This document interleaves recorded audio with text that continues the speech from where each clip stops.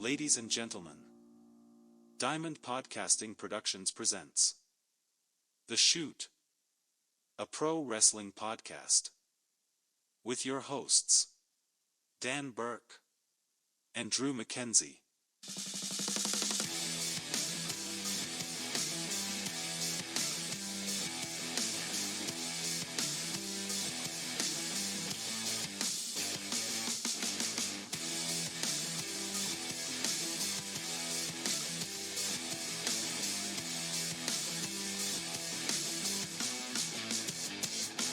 For the first time in daylight, you are listening and watching The Shoot here on Diamond Podcast Productions, and we are doing a post-show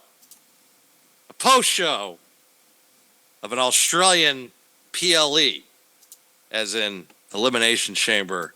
It's me, your host, Dan Burke, and my co-host, as always, Mac. Interesting that we're actually doing this in daylight now and not being vampires as usual. So it's funny when you said my name, I almost yawned. Not that I was actually awake for the show, mind you, but I'm sure there were plenty of people that were.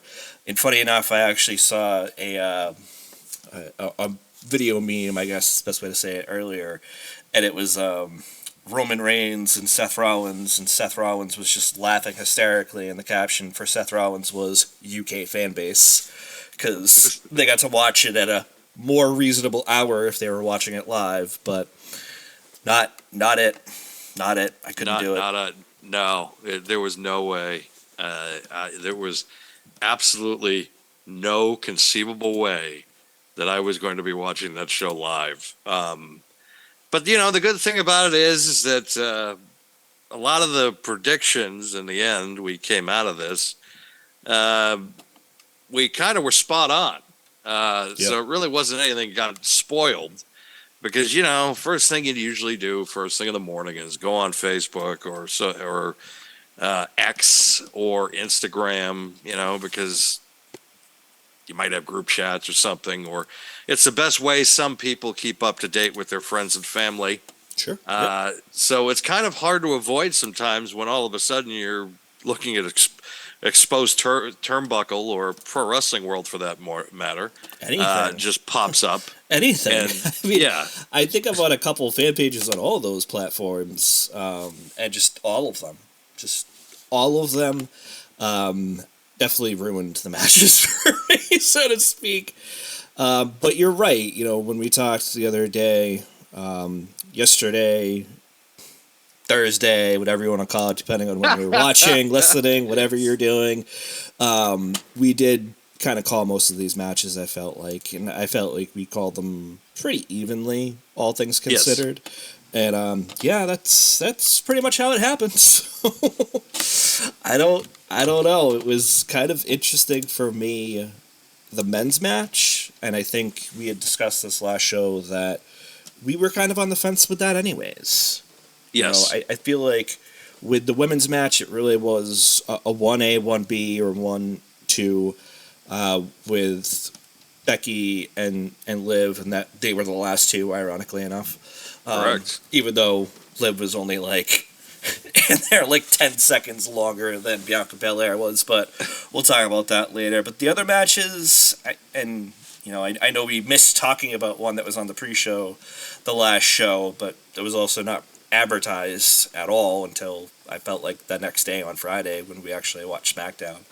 But right, and then all of a sudden it was there. We're like, oh, okay. And then it was in the pre-show, which I was like, oh, okay. I will say, and we talked about this right before we went live, or started recording, if you will, congratulations to Big Bronson Reed, who just welcomed his first child. According to his social media accounts, he was supposed to be at the show, and then obviously, baby did not want to wait. So congratulations to him. I know a lot of other people, Triple H, one of them, shouted out to him and basically told him he is exactly where he needs to be, and I could not agree more. Especially first child, more than anything, obviously, but... Yeah, we're in that day and age where people need to have I guess you could say, consideration. 'cause before it was a big deal. Like, I remember, it still is for some outlets. I'll say that. right, like the NFL, there was a big thing about it, like 30 years ago from some Houston player. Oh, even now. Yeah. You don't remember the WFAN segment where Boomer Esiason was just like, "You can't take that long for the kid." What? Like, shut up, Boomer. You are a boomer. Anyways. Boomer is Boomer. Boomer is a boomer. Yep. It's funny, a mention of WFAN. I must want to get Francesa mentioned now. Oh man, I knew it was coming. I knew it was coming. Of course. As soon as I said it, I was just like, I'm just waiting for the reference. You're like, oh no, here comes Mike Francesa reference. Yep. But it was a really, I felt like the men's and the women's chamber matches were excellent this year. Both of them were really good, really well put together. The women's match, you can make an argument, it's probably one of the better women elimination chamber matches they've ever had. It's up there. It's definitely up there. Yeah. If it's not the best, it's in the conversation at the very least. It's in the conversation. Yeah. And what a tremendous performance I thought by Tiffany Stratton, which we knew she was going to get time to shine. Especially the Naomi elimination, I popped for that because I was like, that's hilarious. Yep. It also shows too at a young age, like I understand people. Oh, the spot was probably planned, but also it shows like it's a high IQ move. Like all of a sudden she hits a finisher, gets it, roll her up. It's something that because sometimes wrestling fans, the obvious kind of needs to happen. Like there's a lot of times that we let the obvious lapse where listen, not. She's a heel, anyways. Like that's the one thing I'll say. But you're right. Sometimes we get wrapped up in that stuff, and for me, she was obviously one of the more underdeveloped characters, in the match, and I would say the other one. Honestly, being Naomi, just having been back not that long in the first place. Right. So to get an elimination against a veteran is huge, in my opinion. And I was not disappointed when she was eliminated by any of the remaining stars. Obviously, she was eliminated by Liv Morgan, but I didn't hate it, and it made sense. Right. Especially since they had the match the night before on SmackDown. The funny thing about Tiffany Stratton, though, is that senton off the pod, oh man, that was a huge spot in my opinion.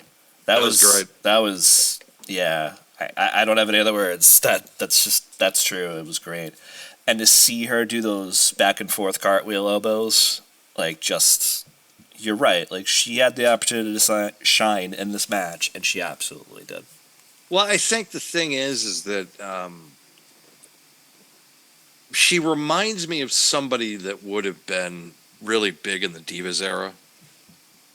And the thing about it is that she's got 100 times the talent that most of that talent did back then.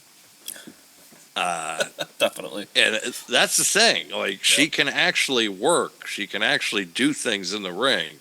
It just also shows you how the incredible depth of WWE's women's roster is right now, where you could literally build your company around some of these top women. And of course, we'll talk about the main event, which was a huge coronation. Yeah, absolutely. But it still was just impressive with how Stratton, again, who's just pretty much been here for almost a cup of coffee, been in NXT. Yes, she had the experience with Becky on NXT. She was the NXT Women's Champion. Yep. But now she's been able to cross over to the main roster. And after this performance, people now are going to start taking her seriously. And I mean, if anybody watched her NXT stuff, though, like, they should be anyways.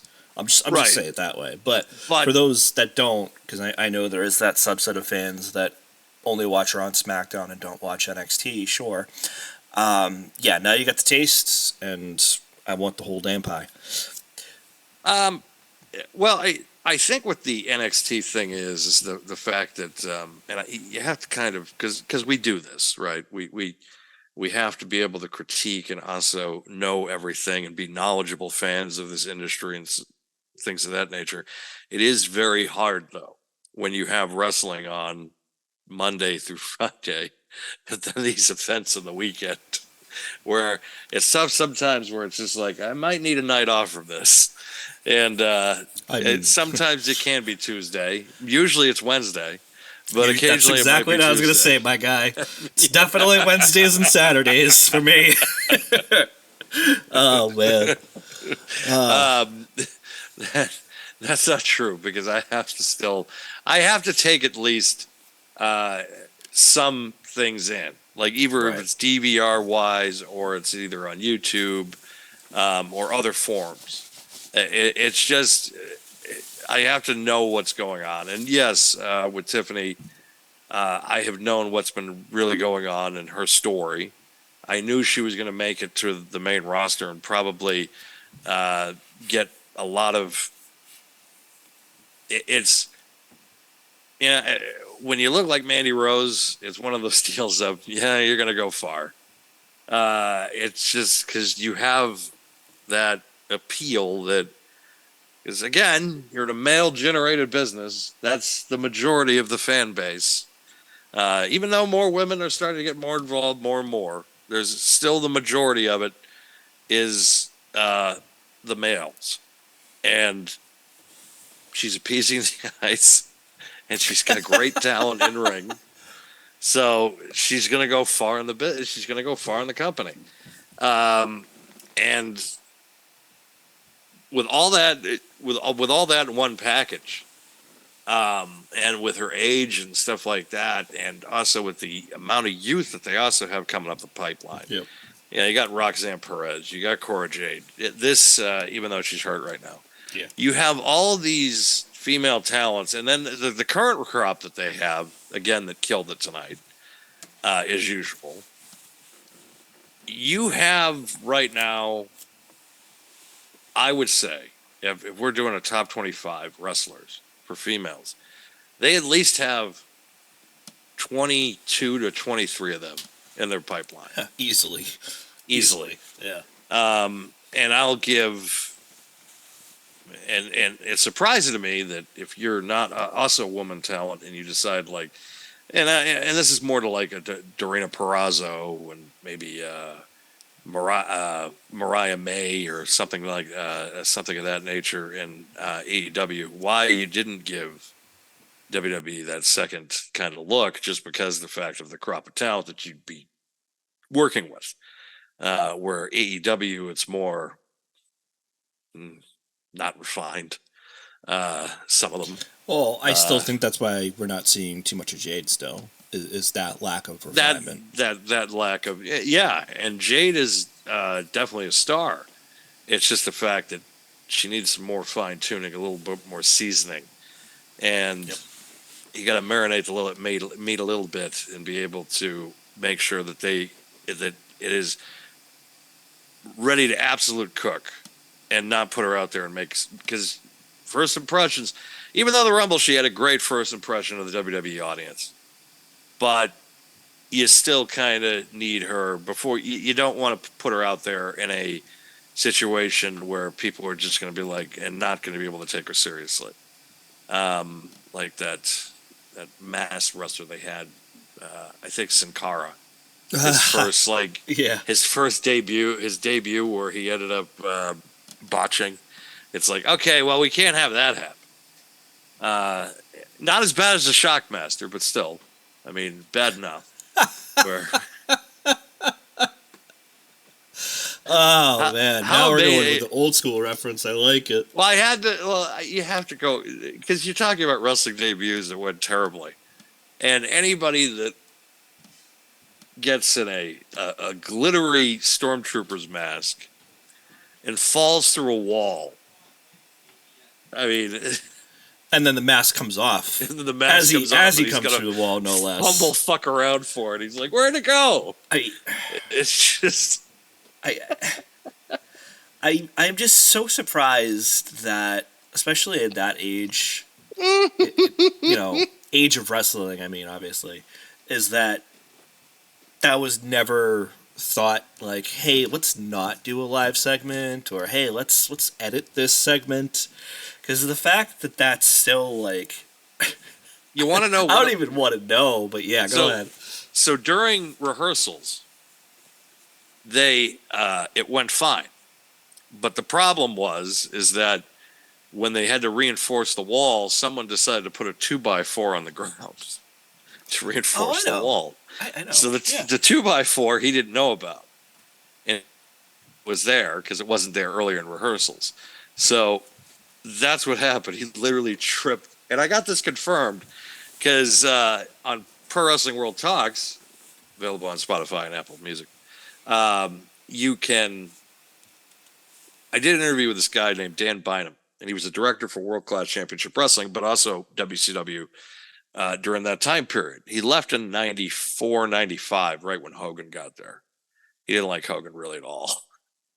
But that's another story for another day, I feel like. So he was in the live truck with Dusty Rhodes when that segment happened. And he literally, what had happened, he thought Rhodes was going to die of a heart attack from laughing so much. Like, he wasn't pissed. He was just laughing uncontrollably about the whole thing. Because what can you really fucking do at that point? It's just like, that's the thing, yeah. What are you going to do? You go out there and yell at him and be like, you fucking idiot? No. It's like, it happened. Got to move on. Like, just move on. Like, and that's what they did. Man. They made him a bumbling goof, which I thought it was even funnier. Yeah, it was. Oh, for sure. God. Oh, my goodness. But, yeah, Tiffany Stratton did not have a Shockmaster moment tonight, so. I mean, you could make the argument that her debut was on live TV anyways, if you think about it. But, I mean, in terms of a pay-per-view debut or a PLE, debut, yeah, she definitely showed out tonight. Or this morning. Whenever you're watching, I don't know. It's I never really thought she was going to be a dud. I've seen the NXT work, seeing her on television, now on SmackDown. You just kind of know. I think some of the storylines in this match were obviously interesting too. Not just Tiffany Stratton, but Liv Morgan, obviously, and her vendetta against Rhea Ripley. Naomi kind of coming back as her first real official pay-per-view back on the roster. Bianca Belair trying to get back to WrestleMania. Raquel Gonzalez, whatever you remember her as, coming back from being, out on injury, quote-unquote, for the past couple months with that skin condition she was going through. And then, obviously, Becky, we talked about last show, where the clock might be running out.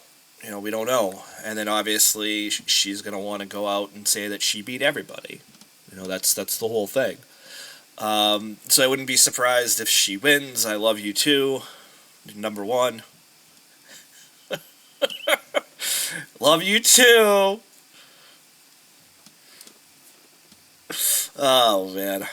She's the best. Oh, you know why I think she flipped us off? Is because you're blocking the picture again. I can actually... No, I'm not. No, I'm not. You are. I can't see it. It's behind your head. Well, I mean, no, she's not yelling because of that. She I know. Just came in here and just wanted to distract. I know. Which... I was trying to get him to break his concentration. It kind of worked. If you were paying attention. It works for me. It probably worked for him. You're not on camera, so I'm not gonna. This is actually gonna make error. I don't know, because she did flip off the camera. He's not on camera, so it's fine. He fucking lost it when I did it the first time, and he's trying so hard to continue to pay attention to what you're saying. Oh my goodness. Anyway, a lot of good stories in this match. Yes. We talked about it last show that this was based. Fun, Mac. I will have fun. Thank you. What did he say? He says he will have fun. Thank you. No, say I'm fun. Oh, Steph says she's fun. I'm fun. Yes, Steph's fun too. Steph's fun too. You're meaning your avatar doesn't show me that you mean it. Ha ha ha ha ha. I was trying to get it to laugh, but didn't even laugh. There it goes. He's laughing. He's laughing? Yes, he's laughing. Okay, because the avatar is laughing. He's laughing. I am fun. Okay. Fun boys. Love you. Yeah. Love you. That was the most forced laugh ever. Oh my goodness. But yeah, this match, we talked about it last show, went pretty much as expected. I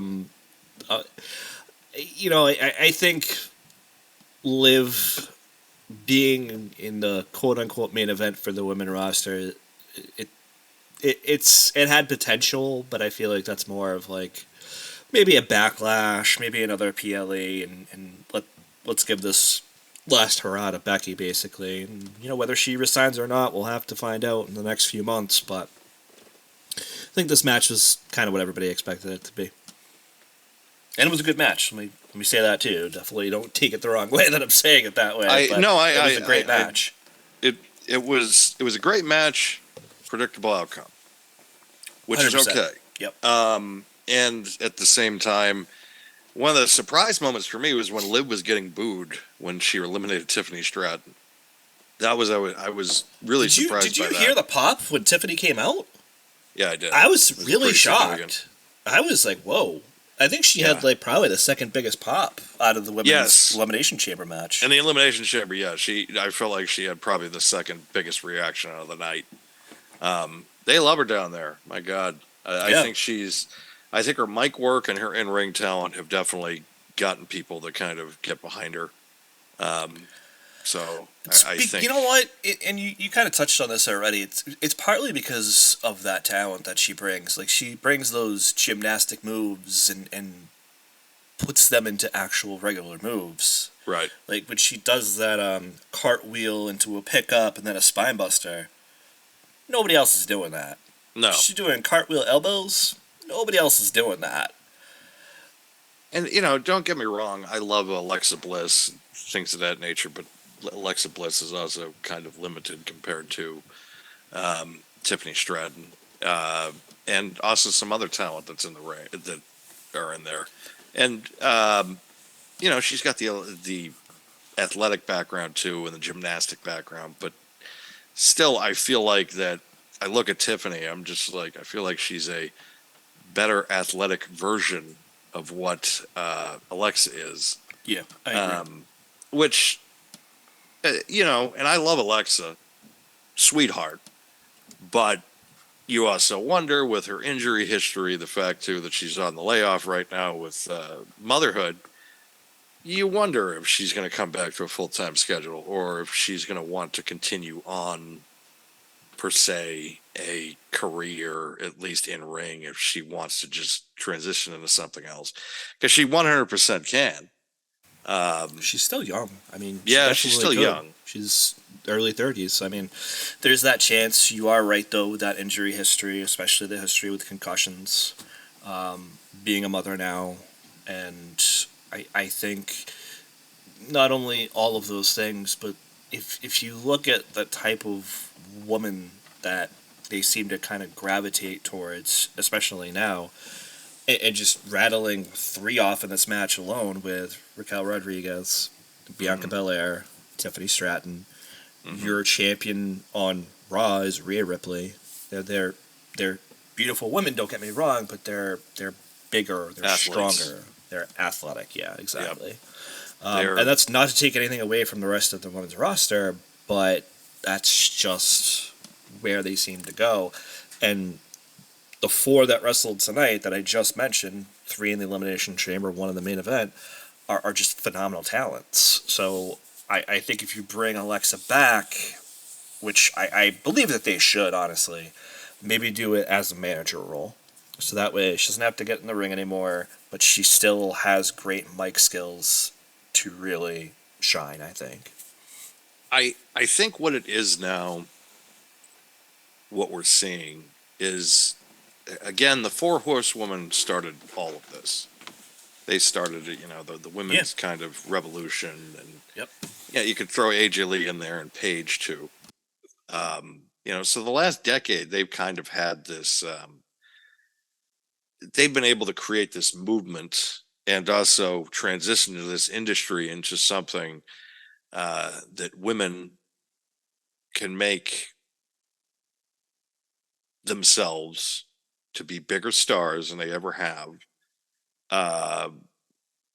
get as much opportunity as any male in the industry, and be able to transition to film or television or something of that nature as well, and ready to rock and roll. It's the same thing with Sasha Banks has been able to do it, Mercedes Moné with what she's been able to do at Disney and some other project. Right. If you're a woman athlete right now, you're not going to make this money in the NBA. You're not going to make it in the WNBA. You're just not. No, you're not. Yeah. You're not going to make this type of money. Maybe the UFC. Probably. But the UFC, a lot harder. It's a lot harder on you than what you'd be dealing with the WWE. It's not a 300-day-year tour anymore. You might work 100 dates a year and make pretty damn good living. And if you're working in NXT for a few years, you gotta work in Orlando and then maybe travel every quarter for a pay-per-view, maybe every 2 months, bi-monthly now. So you can make a really good living doing this, get trained to be the best at that. And if you're a woman basketball player playing in the NCAA, you're a gymnast, that the Olympics are every 4 years, you really want to wait around, you're going to want to do something. And that's what you get now with the PC, which everybody sits there and they're just like, well, AEW doesn't need it. Well, you've seen some of the botches that I've seen. This is why they go out and they get athletes, because they want to be able to get women over in a better position than they ever have been. And you have little girls now that this is what they want to do. This is their dream now, which when I got into this 30-something years ago, there were no girls at these shows. If they were kicking and screaming because they didn't get left home at the house. Yep. It's like, I don't want to do this. Because 30 years ago, it was the damsel in distress at the time with Elizabeth and others. Yeah, for sure. And then, 98, 99, your women's champion at one point was Sable, who knew maybe 3 moves. If she was lucky. Maybe, if she was lucky. Yeah. So it's like... Don't kill us, Brock. Yeah. Yeah, please don't. Please don't. Don't come to my house. I didn't say anything negative. I wasn't... Look, I have nothing negative to say about Sable except the fact that she sucked in the ring. But that was it. Everything else I love about her. Don't get me wrong. It's hard. It's hard because people are, and everybody, women's wrestling doesn't draw. Well, it's fucking drawn. Tonight proved it. Then, yeah, that's what I was going to say. So I feel like this show proved that, because they opened with the women, they closed with the women. And if we go back to the pre-show for just a quick second, they opened with Indy Hartwell and Candice LeRae against the Kabuki Warriors. So not only did they open the pre-show, they opened the pay-per-view, PLE, and they also closed it. And looking at the quality of matches, I think that Rhea and Nia tore the house down. We'll get to that. And yep. I think that the opening of the PLE itself, not the pre-show, sorry, I think was on par with the men's elimination chamber match. I'll say it that way because I feel like the men's was a little bit more interesting. Yes. That's not a knock to the women. This was a great match. It just the predictability kind of downgraded it a little bit for me. I mean, I hate to say it that way, but it is kind of the truth. No, I agree. I feel like the men's had definitely more intrigue because, again, we came into this and we said there's really 4 guys that could win this. Yep. And surprisingly enough, one of them we thought that. The final the four. Final 4, yeah, true. The final 4 were the guys that were the ones we thought were vying. Yep. Well, actually, I think it was the final 3 because I think LA Knight got eliminated before Kevin Owens. Yeah, I believe so because they had that second, third, fourth tussle at the end of the match before they both got eliminated. But yeah, you're right. But we will get into the men's a little later. But it's still. Yeah, I thought the women's match was fine. I knew the outcome was. We kind of knew the outcome coming in. Yeah, we did. We knew it was either going to be Becky or by an off chance Liv. It was the final 2. You got and you can't. Liv is somebody that you gotta. I feel bad because we're in that day and age. We talked about it where it's just like we look at the championships that they have and who's holding them and I understand and I get it, especially with Rhea holding it. But I always look at Liv and I just say, you got to do something with her because she's always going to be a beloved baby face, even as a heel. But I think she as a baby face, she's better because she is. Yeah, that story of her just. It's like another version of AJ Lee of just like, yeah, she grew up. This is what she wanted to do. No one really gave her a shot. And that's that underdog story that you want. I love when she cashed in a couple of years ago and won the title. I thought again, that was a really cool moment. I thought because occasionally you need that and you want it with people too.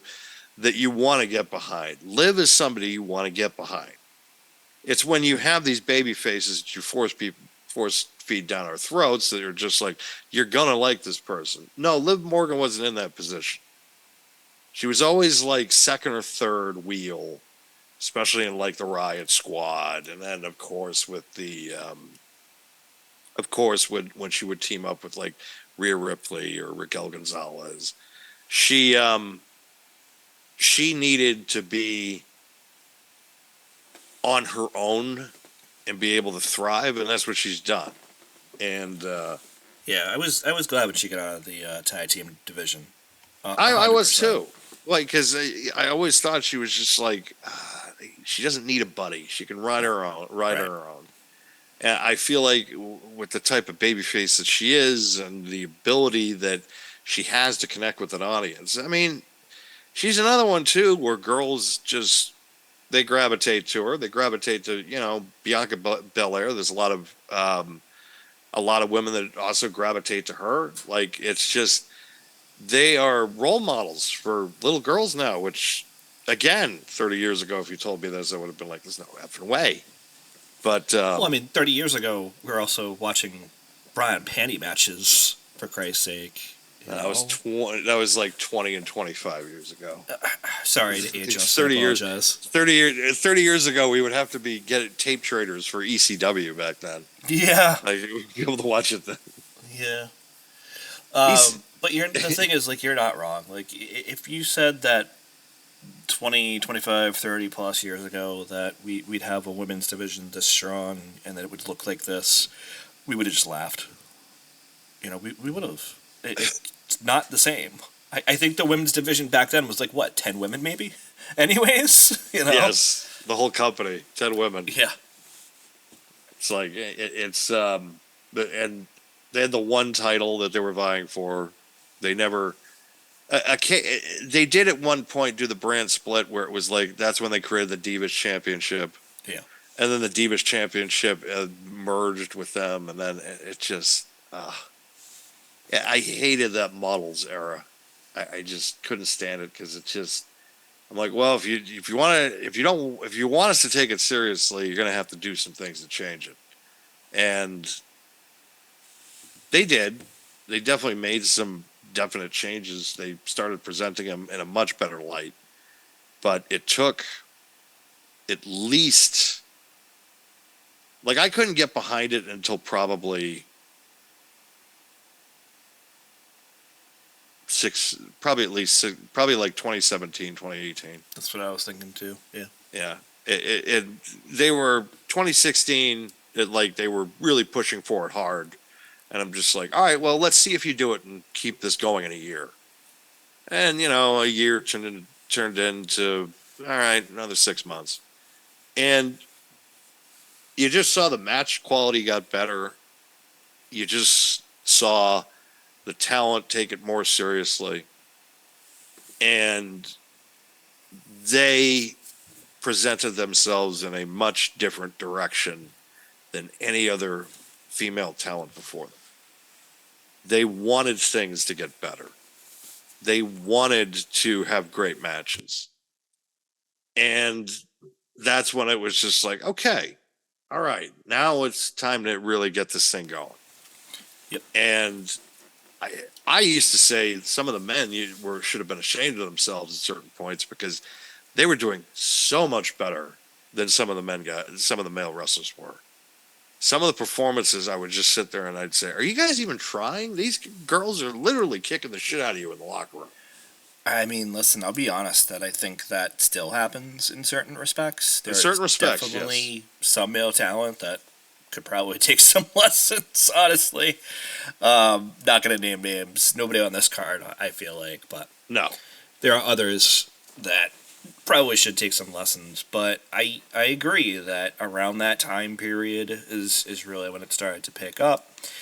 I know some people would make the argument about Trish and Lita and Tori, and listen, there was some good in there, but there was still some really bad. And then I would say after them, with the transition more or less to, I don't want to really say Tori Wilson, but people a little bit after that, like the Bellas, Garcias.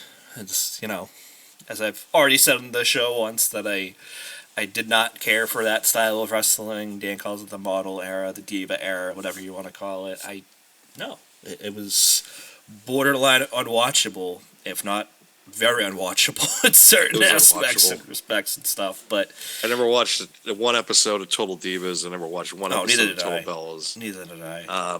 I thought it was a disgrace to the industry for a long time, but I understood why some women did it. Yeah. But I just thought it was something built around, wrestling in a reality show. No, it doesn't go together. God damn it. Okay, so here's what I'll say, just very quickly to that argument. Redacted. Did not know what women wanted, and he thought it would be reality TV, when in fact, if you're a woman fan of wrestling, you want more women's wrestling. Yes, exactly. Not just models tussling, I'll say it that way. You wanted legit wrestling, and now, thankfully, understood that. Yeah, thankfully, now there are people in charge, I say it that way for a reason, that actually understand that. And they have for the past few years, and that is ultimately a great thing if you're a female fan or just a fan of female wrestling in general, without being a pervert, obviously, then, you're a fan. Any other thoughts on that Elimination Chamber match, though? No, I'm good on that one. Okay. We're going to, I think, save the Waller segment for last, just as it pertains to the road to WrestleMania, so we can kind of focus on Perth, at least for now. So the next actual match in Perth, Australia, at Elimination Chamber was the Undisputed Tag Team Championship match between champions Finn Balor and Damian Priest against, I forget what they're calling themselves now already, because it's been like one day, the team of Tyler Bate and Peter Dune. Peter Dune!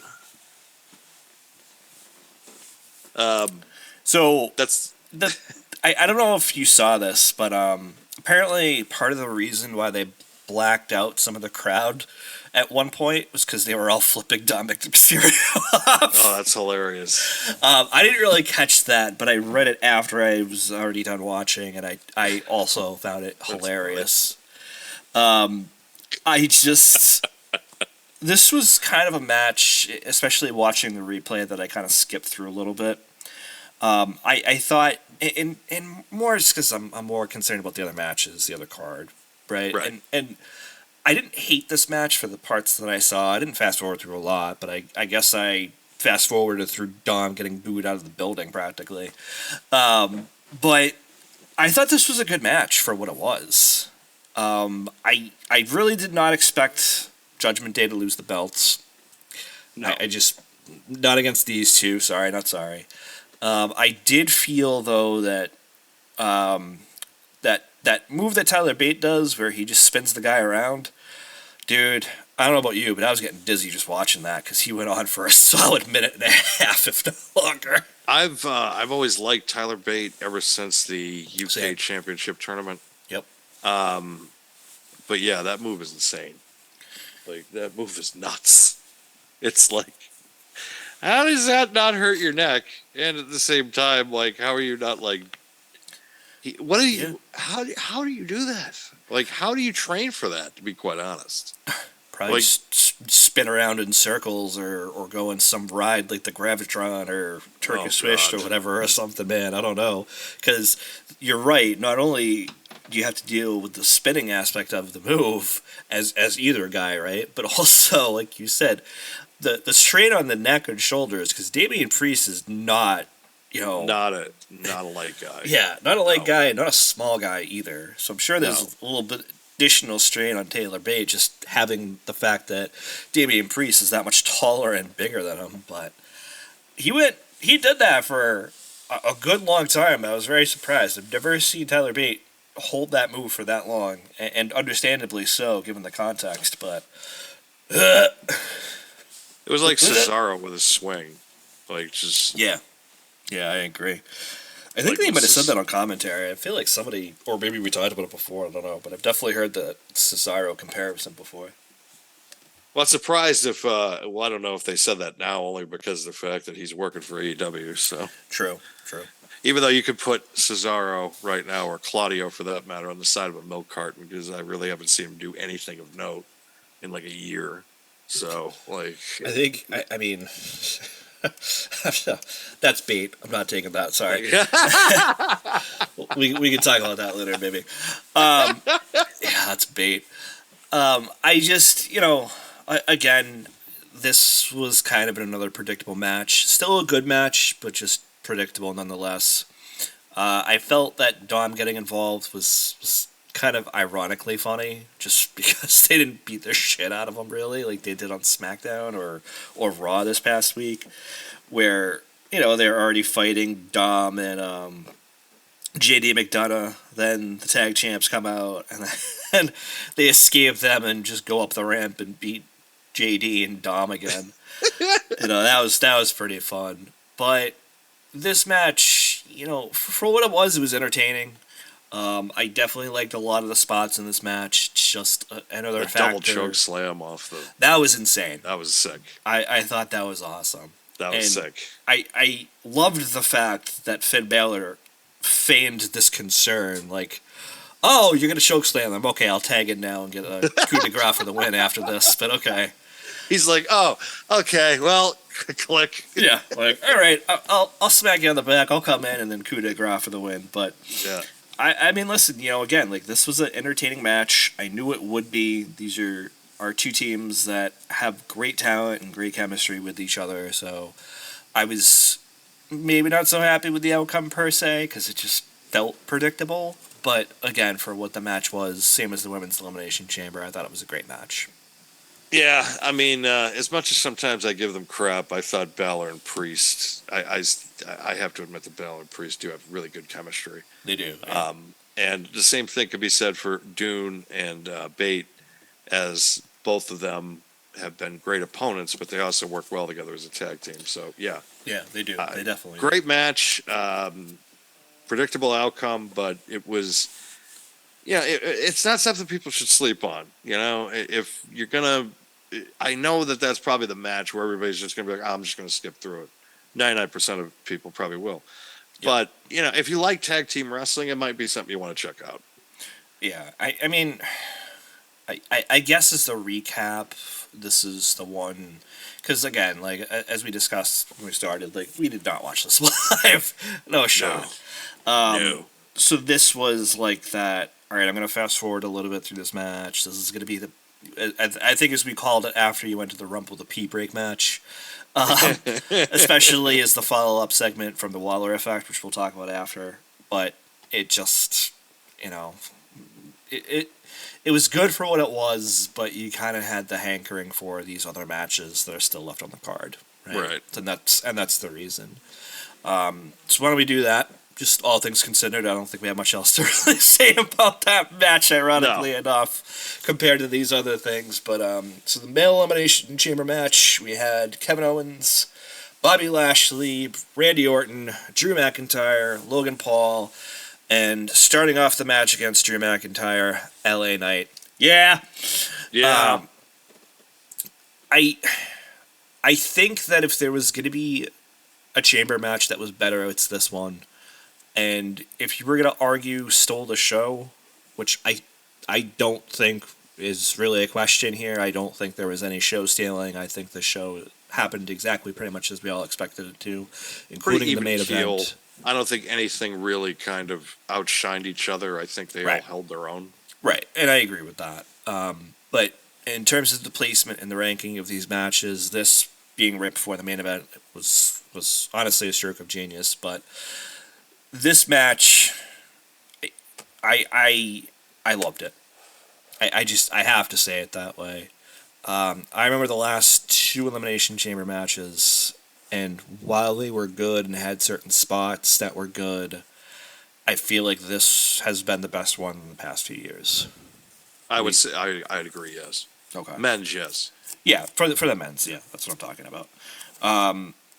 And that's not just taking anything away from like Montez Ford being the monkey on the roof and diving off. It's not against like Johnny Gargano and Seth Rollins having that moment on top of the pod one time before they threw each other off of it. It's just this match, in my opinion, had or Redacted getting F5'd off F5ing Austin Theory off I'm the just pod. yeah, that was I forgot about that. And Sorry, and ironically enough, we still have to talk about him Redacted tonight too, which is just funny to me. But not Redacted, but Austin Theory. This had just such great storyline to it that I still would question at least like a lot of parts. Obviously, this match I would question, but whether Randy Orton was selling a lot or if he legit hurt his back. Because let's be real, like for those that don't know, he was out for a year and a half because of back issues, because of spinal issues. So to do that suplex out in no man's land with no padding or anything, supposedly, that didn't look great. I wonder if he's just an exceptional seller, and that's what I was thinking too. That's because I don't know the way that their medical system is now. If that back, they felt like if he was in agony like that in every single match, which there's going to have to come to a point with him where they're going to have to be like, okay, you can't sell it this much. It can't be all the time. Yeah. He has to overcome this at some point, because I do not want him every single one of his matches for the rest of his career now just being like, oh, he screwed his back up. I don't need that. I don't want that. I don't want him to get stuck with that. You know what I just thought of, and I apologize, but it's just so funny, is that episode of Family Guy when Peter hurts his knee.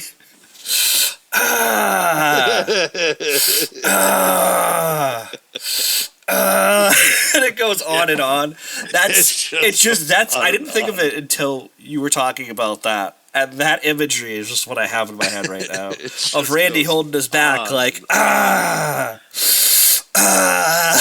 Yeah, it's getting it. I don't want it to get to that point, like where it's just, okay, come on now. Like, he can do it here. I'd say he could do it for maybe the next feud. Like, 'cause obviously, They I could think play we it know up. what his WrestleMania plans are going to be now. Yeah. Which I'm completely surprised about. Like, I would have never thought that this is what their plan for Randy Orton is, but whatever. I will say, though, they gave the people what they wanted of Logan Paul getting his ass handed to him in this matchup. Yeah. He took a fucking beating. Especially that spear through the fucking thing. So let's talk some of those storylines now, I guess, because I think that's a good segue into not only further plans, which, you know, for the women's side, it's a little bit more cookie cutter, where it's, you know, it's going to be Becky and Rhea now. We don't really know where the other 5 could go. However, with this match, it seems like there are definitely clear plans, and not even including the quote-unquote run-in, which we'll get through. But Yeah. you're right in the sense that, you know, at the end of this match, basically, and how Drew McIntyre won is Logan Paul had yet to vacate, came back in and hit those famous brass knuckles on Randy Orton, and that's how Drew McIntyre wins this match. And we could probably figure out, for those keeping score at home, that was because Randy Orton eliminated Logan Paul. I wonder, however, if that is going to be a triple threat match with KO, or if it's just going to be straight up Randy Orton versus Logan Paul. Because I don't know if that's fully resolved for a lot of people yet. No, you're right. Paul. That might not be resolved. Plus, too, with Orton eliminating, I think he hit KO with the RKO and eliminate him. I believe so. So there can be some kind of friction there because he eliminated him in the elimination chamber. So there's some commonality there between all of them. They all have issues with each other on that end. Yep. So that works. The LA Knights and run-in situation, which I love some of the comments online of just like, they literally threw him over. They literally flew him 18 hours so he could do a run-in. He's not even booked on the card. I'm not booked. And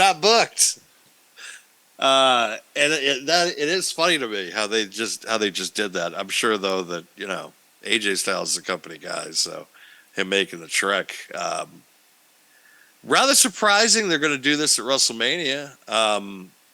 But I also have to look at it and say they put a lot of stock and a lot of high end in AJ, the way that they booked him, the way that they've kind of treated him at WrestleMania especially.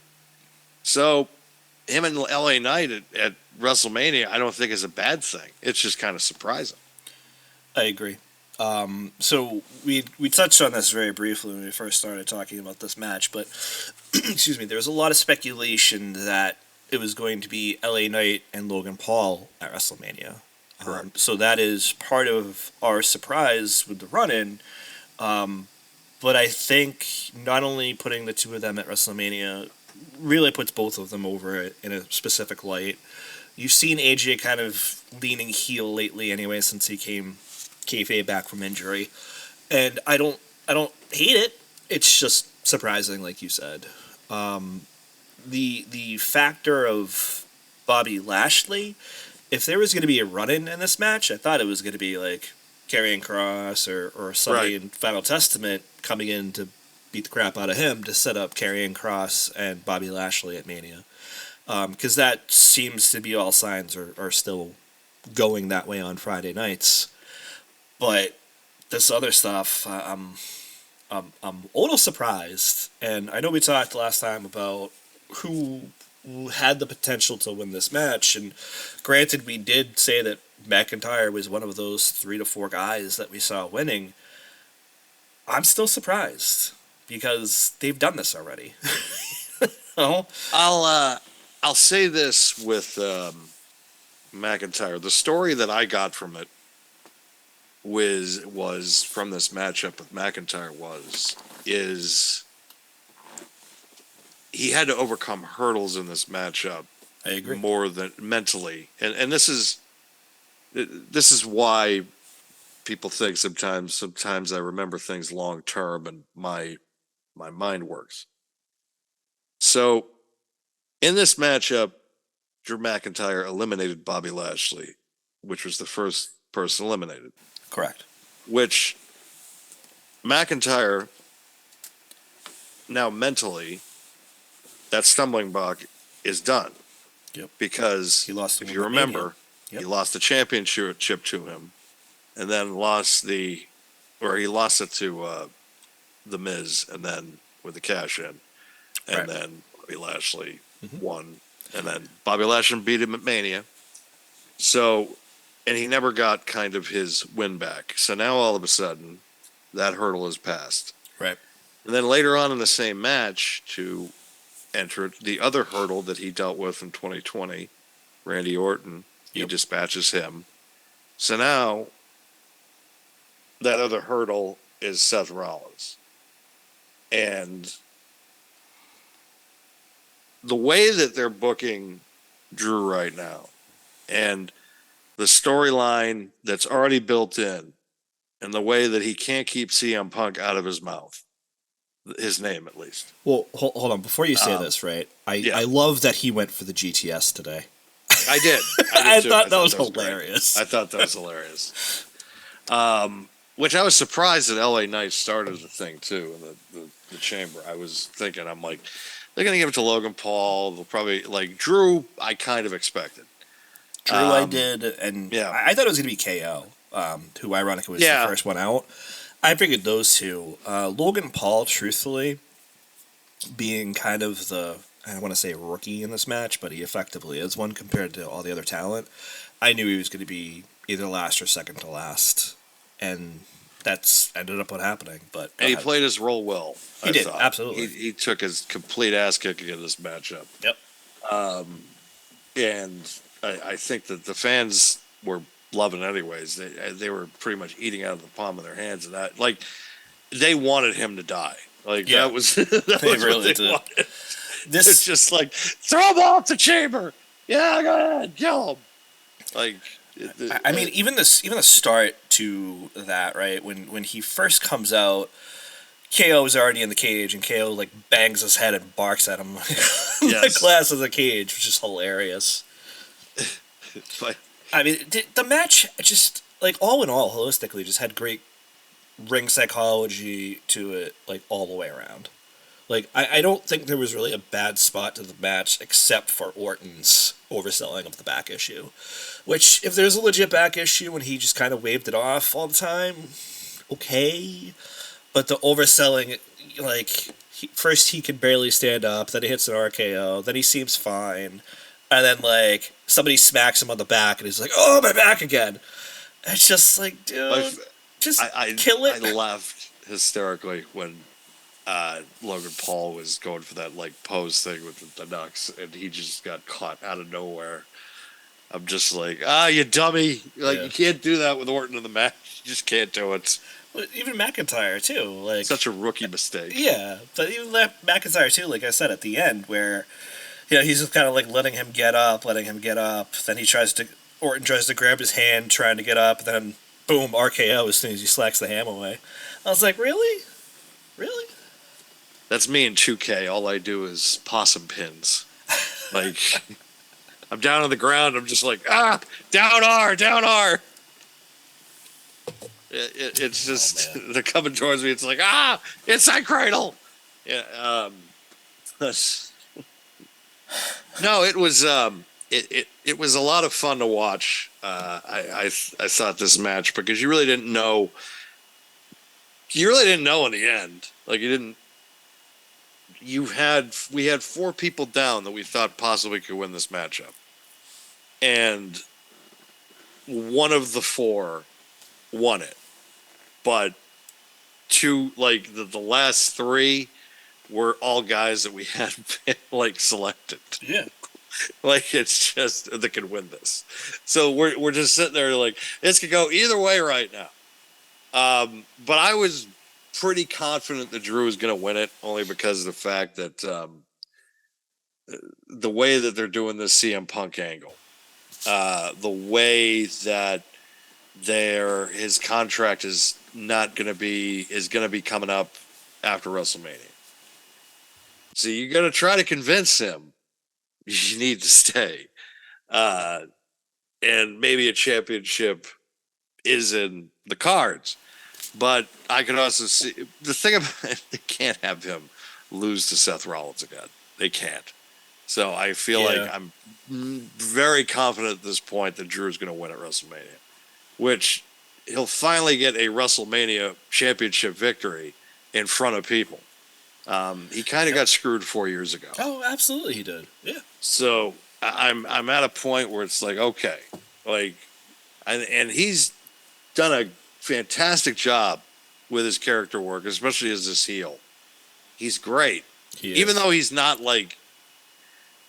I don't even know if you can call him a heel, because he's more at this point like a tweener, because there are things that he does that are really dastardly, and then there are other things like he'll tell Cody, he'd be like, you need to go up against Roman because I want to kick Seth Rollins' ass.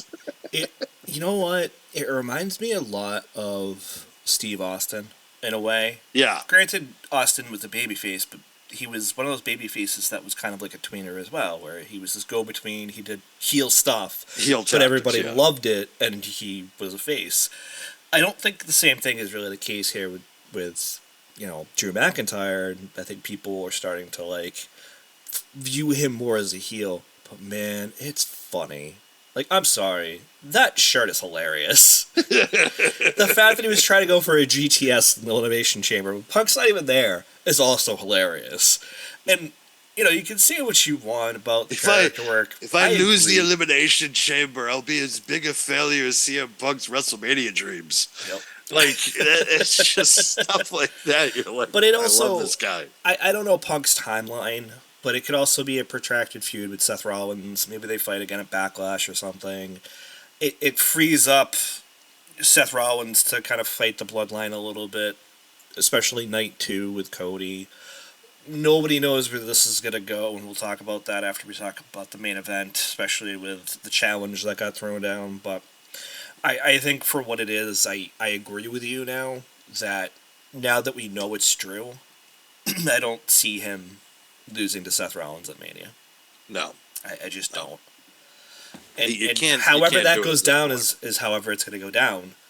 Maybe it's not clean, but at the same token, it will be good for Drew to have a WrestleMania win in front of a crowd, because that year sucked for him. It did. I felt so bad for him, because it's just like, you're the guy now. Well, fuck, there's no people. Mm-hmm. And then the ratings suck, and then they're blaming it on him. It's like, no, they're blaming it on... The reason why the ratings suck is because nobody wants to watch wrestling without a crowd. It's not his fault. I mean, I didn't care. I didn't get into it to the tail end of COVID, like I said a couple weeks ago, where, they're just getting back into arenas again is when I started to kind of watch it again. But it was...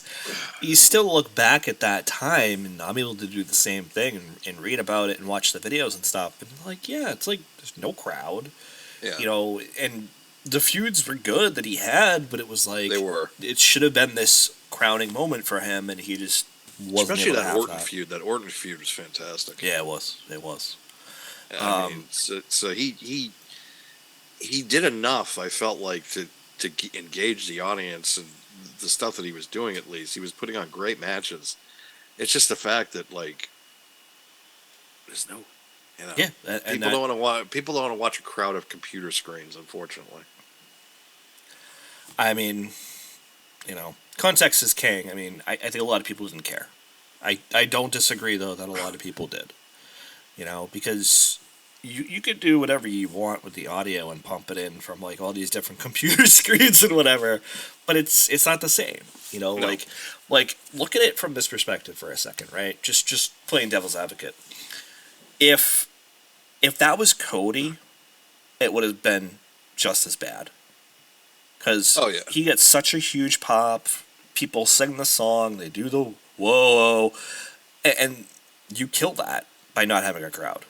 Yep. It would be very similar in that respect. And, people are going to be like, no, we'd still watch because it's Cody. And it's like, maybe you will, but that's not saying much because... You're lying. Yeah, you're not. I agree. I think there's a little bit of a lie to that. But some of the spots in this match, just like KO bashing Logan Paul through the windows as much as he did. Bobby Lashley, 2 spears, both through different pods. It's just such a great match. I was disappointed by the AJ run-in. I didn't care for that. It's so. It's didn't they do this like the year before, or was that 2 years ago, where it was Logan Paul running in on Seth Rollins? I think it was last year. I think it was too. So having that 2 years in a row was like, really? It just doesn't make any sense because it's just like, why does AJ Styles have a problem with LA Knight? Like, because he feels that LA Knight stole his spot with Cena and stuff like that. Yeah, that's when kayfabe got hurt by the Bloodline, and then apparently LA Knight stepped in and had that match with him and John Cena versus the Bloodline, and how he was facing Roman one-on-one at a PLE the next month and all this other stuff. I only remember it because he keeps effing saying it every time.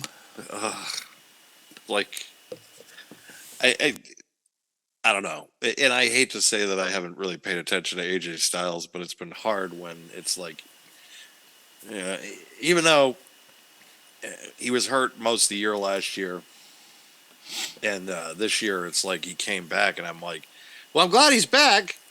And then the Royal Rumble, he was in that 4-way, and but I knew it was like, well, he's not going to win. Nobody's winning. I'm like, he's probably going to take the pinfall and he took the pinfall. I'm like, son of a bitch. Why are you talking about 4-ways? Oh, baby. Mm-hmm. Oh, baby. A fatal 4-way in wrestling terms, honey. I'm sure. Fatal 4-way. Yeah, I can hear you. You know that. I know. Keep your smut quiet. It's a fatal 4-way. Keep your smut quiet. Keep your smut quiet. I guess that's right up there with that's a bad word. Like, that's right up there. That's a bad word.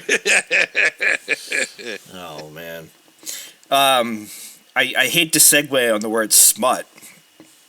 But I don't know how much else we're gonna get out of this Elimination Chamber men's match at this point, unless you have any closing thoughts on that match. It was good. One of the better ones in the last couple of years. Yeah, for the men's, I definitely agree. Yeah.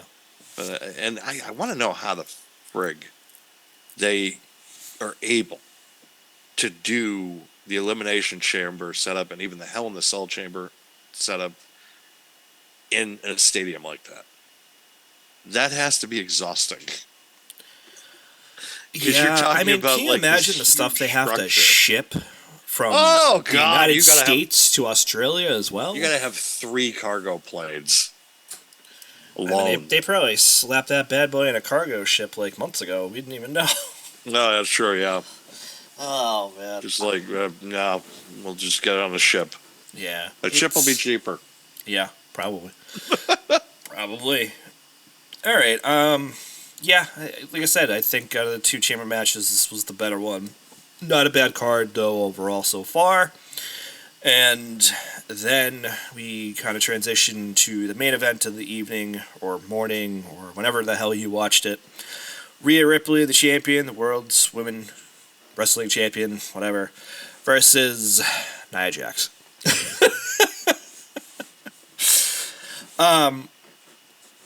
I have to say, before we even talk about the match, is just the entrance and the introductions.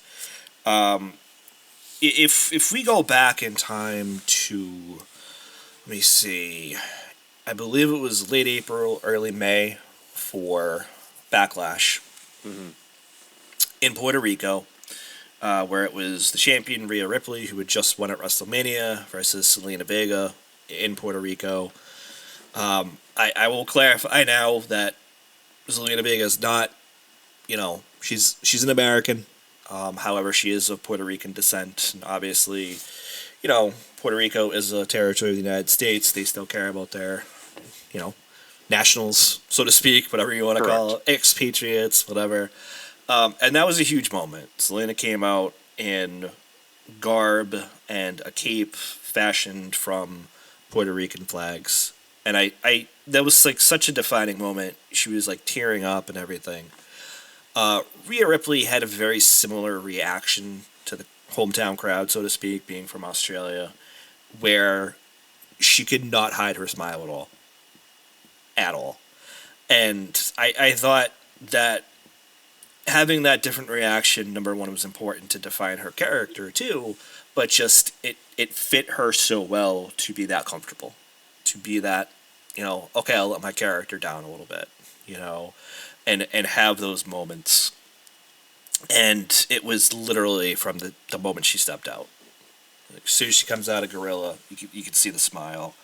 And it just persisted throughout the entrance and the introduction as well.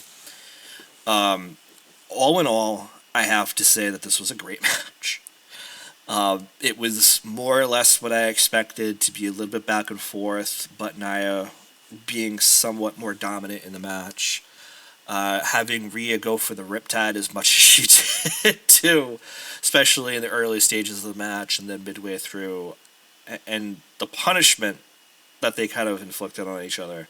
Because when Nia hit that Samoan drop on the announce table, I'm pretty sure that one of those tablets where they show the screens went through like Rhea's back. Ugh. There was no moving of those tablets. It's just right in the small of her back, and I'm sure that was not pleasant. But it was just a great match. I'll let you kind of give your thoughts on it, though. Like I said, and I've been saying for a while, and people are starting to pick up on it, is Nia Jax has been putting in work. Yes, she has. She has definitely improved considerably since she has returned from her first stop in the Federation. But now she is, I think, more confident in her skills. She has picked up, she's gotten a lot better in ring, a lot better with her character, everything. And I think she plays her role extremely well. And she's starting to finally get the credit I feel like that she is richly deserves at this point. But Rhea Ripley has the opportunity at this stage in her career to not only be one of the greatest female talents in WWE history, but one of the greatest talents regardless in WWE history. And you have an opportunity to have someone that is beloved, but she's supposed to be a complete bitch. But she can't be. Because even when she tries to be this evil, vicious woman, she still has like a little smirk on her face of just like, well, how can you, she has a unique ability. And I've seen this with the announcers, and you see it all the time. She just could look at you and literally melt your soul in 5 seconds. And oh man, that could go so many different ways. But, it could, but you're not wrong. But no, it's just how she is. But she is a truly amazing human being, and being able to fit this role of a top, not only female talent, but a top talent regardless in this great industry. She has every single tool that I think you could want. She has the drive. She wants to be the best ever. And she's on a real massive trajectory to do that.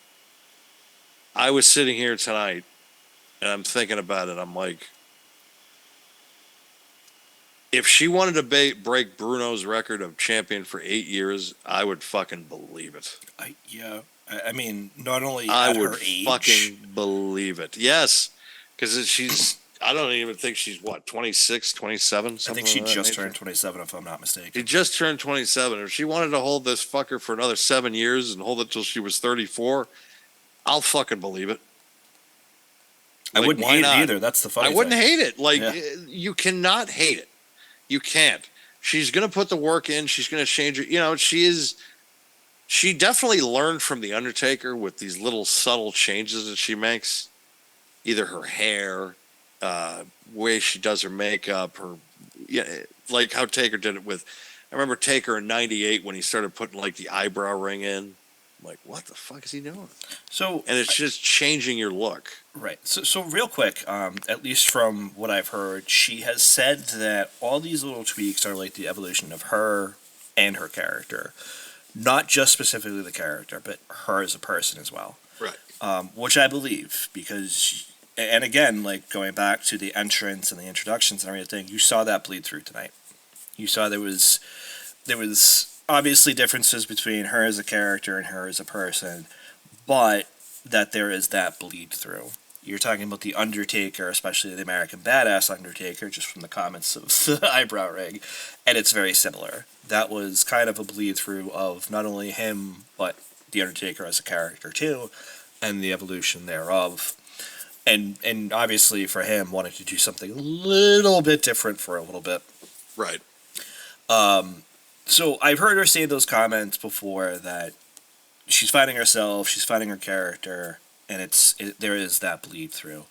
But I will say this, just a little bit different from what you're talking about with the appearance. You saw that with the PLE today, number one in the appearance, yes, but also in the moves that she busted out. There are some moves that I've never seen Rhea Ripley try to bust out before. And I'm sure some of that is a little bit of a character evolution, obviously, but also probably wanting to, ham out for the home crowd, so to speak. Yeah, I mean, when you're in front of 50,000 plus of your countrymen, you're gonna be jazzed up. You're gonna want to do something special, something for people to remember. It was probably one of the most magical moments of her life.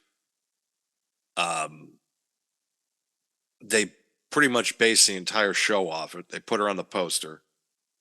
So you knew months ago, you're just like, yep, the show's going to be balanced around her. And it should have been. She's earned that right. She's got the talent. She has the ability. The sky's the fucking limit. She can go wherever she wants to go in this industry. She's going to make a fucking shit ton of money. She is going to be a role model for women. Generations of talent. All these young girls, they're going to be like, I want to be like Rhea.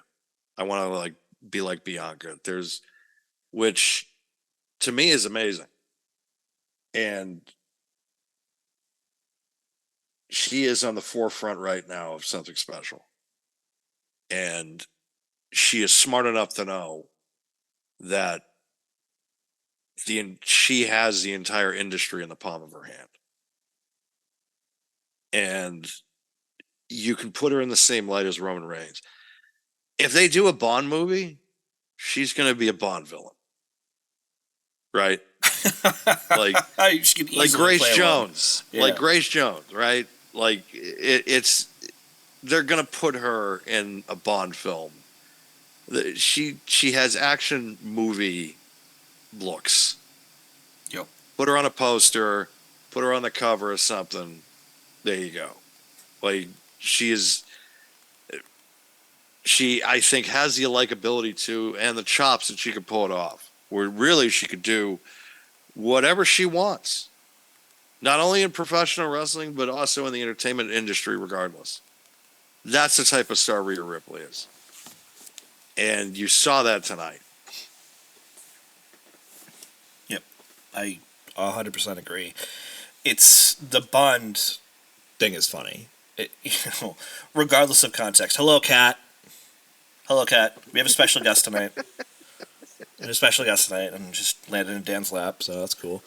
Yeah. Pun not intended. Naya has definitely put in the work, though, like you said, and I want to give her her flowers now, because looking back a few years ago, looking back at last year's Royal Rumble when she made her initial return, because she wasn't on TV for quite a bit after that, too, she's definitely put in the work, and right. it shows. She's definitely dropped some weight. You can tell that, honestly, you can. And this match, to me, is really more of a homecoming than any of the other matches she's been in. This was something that I don't think a lot of people expected from Nia Jax. No. I think they expected, a couple moves and Rhea's going to look dominant and that's it, which is not what we got. I would make the argument that Nia looked more dominant in this match than Rhea did. Obviously, that did not translate into a win. I don't particularly think it needed to, though. The one argument I would have is that it would have been interesting had she won to have a rematch with Becky for a title. But I just feel that it's better storytelling, not only to have Rhea win in her home country, obviously, but Rhea versus Becky is going to be a much, much bigger match. And I feel like that's a match that, out of all the title matches that we know about now so far, so Rhea and Becky, Drew and Seth, Roman and Cody, and Io and Bayley, I feel like all of these have great potential to be great matches. And obviously we know that night 2, the main event is going to be Cody versus Roman, but on paper, any of those other 3 title matches could easily main event night 1. Obviously, it depends what they're going to do with this whole main event process with Seth and Cody and The Rock and Roman, but it very, very easily, any of those matches could main event night 1. It's a phenomenal card. So far, yeah.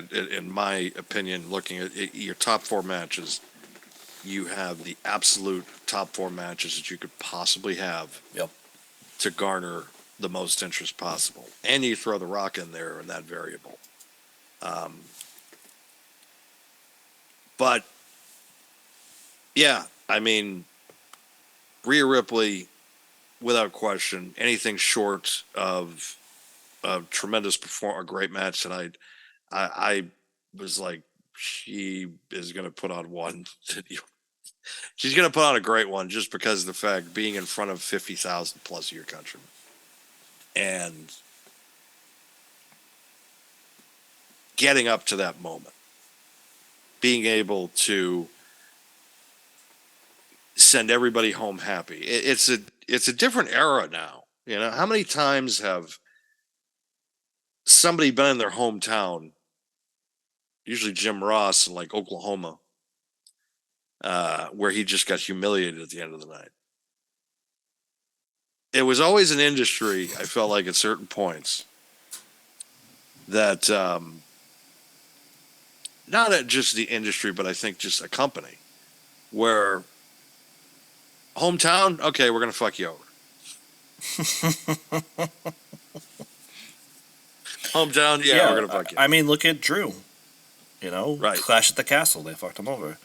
I think everybody knew he was going to lose and Roman was going to win, but I mean, past that, I feel like everybody just kind of knew, like, okay.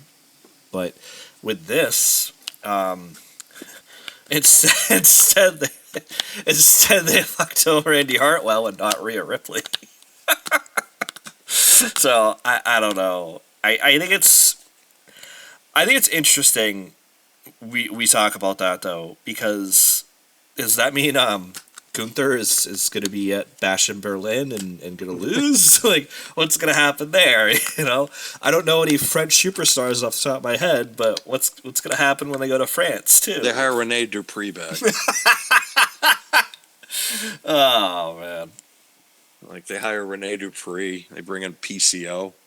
Yeah. Like there's, I who knows when Gunther's going to lose at this point. I mean, he's already the longest Intercontinental champ. I mean, he not only has the longest reign in the history of the belt, he has the longest reign of all time in the sense of he's held it more days than anybody else ever before. And meaning if you add their total reigns together, he's held it longer than anybody. Yep. And I don't see him losing that title anytime soon. I just don't. I don't There were want rumors him to.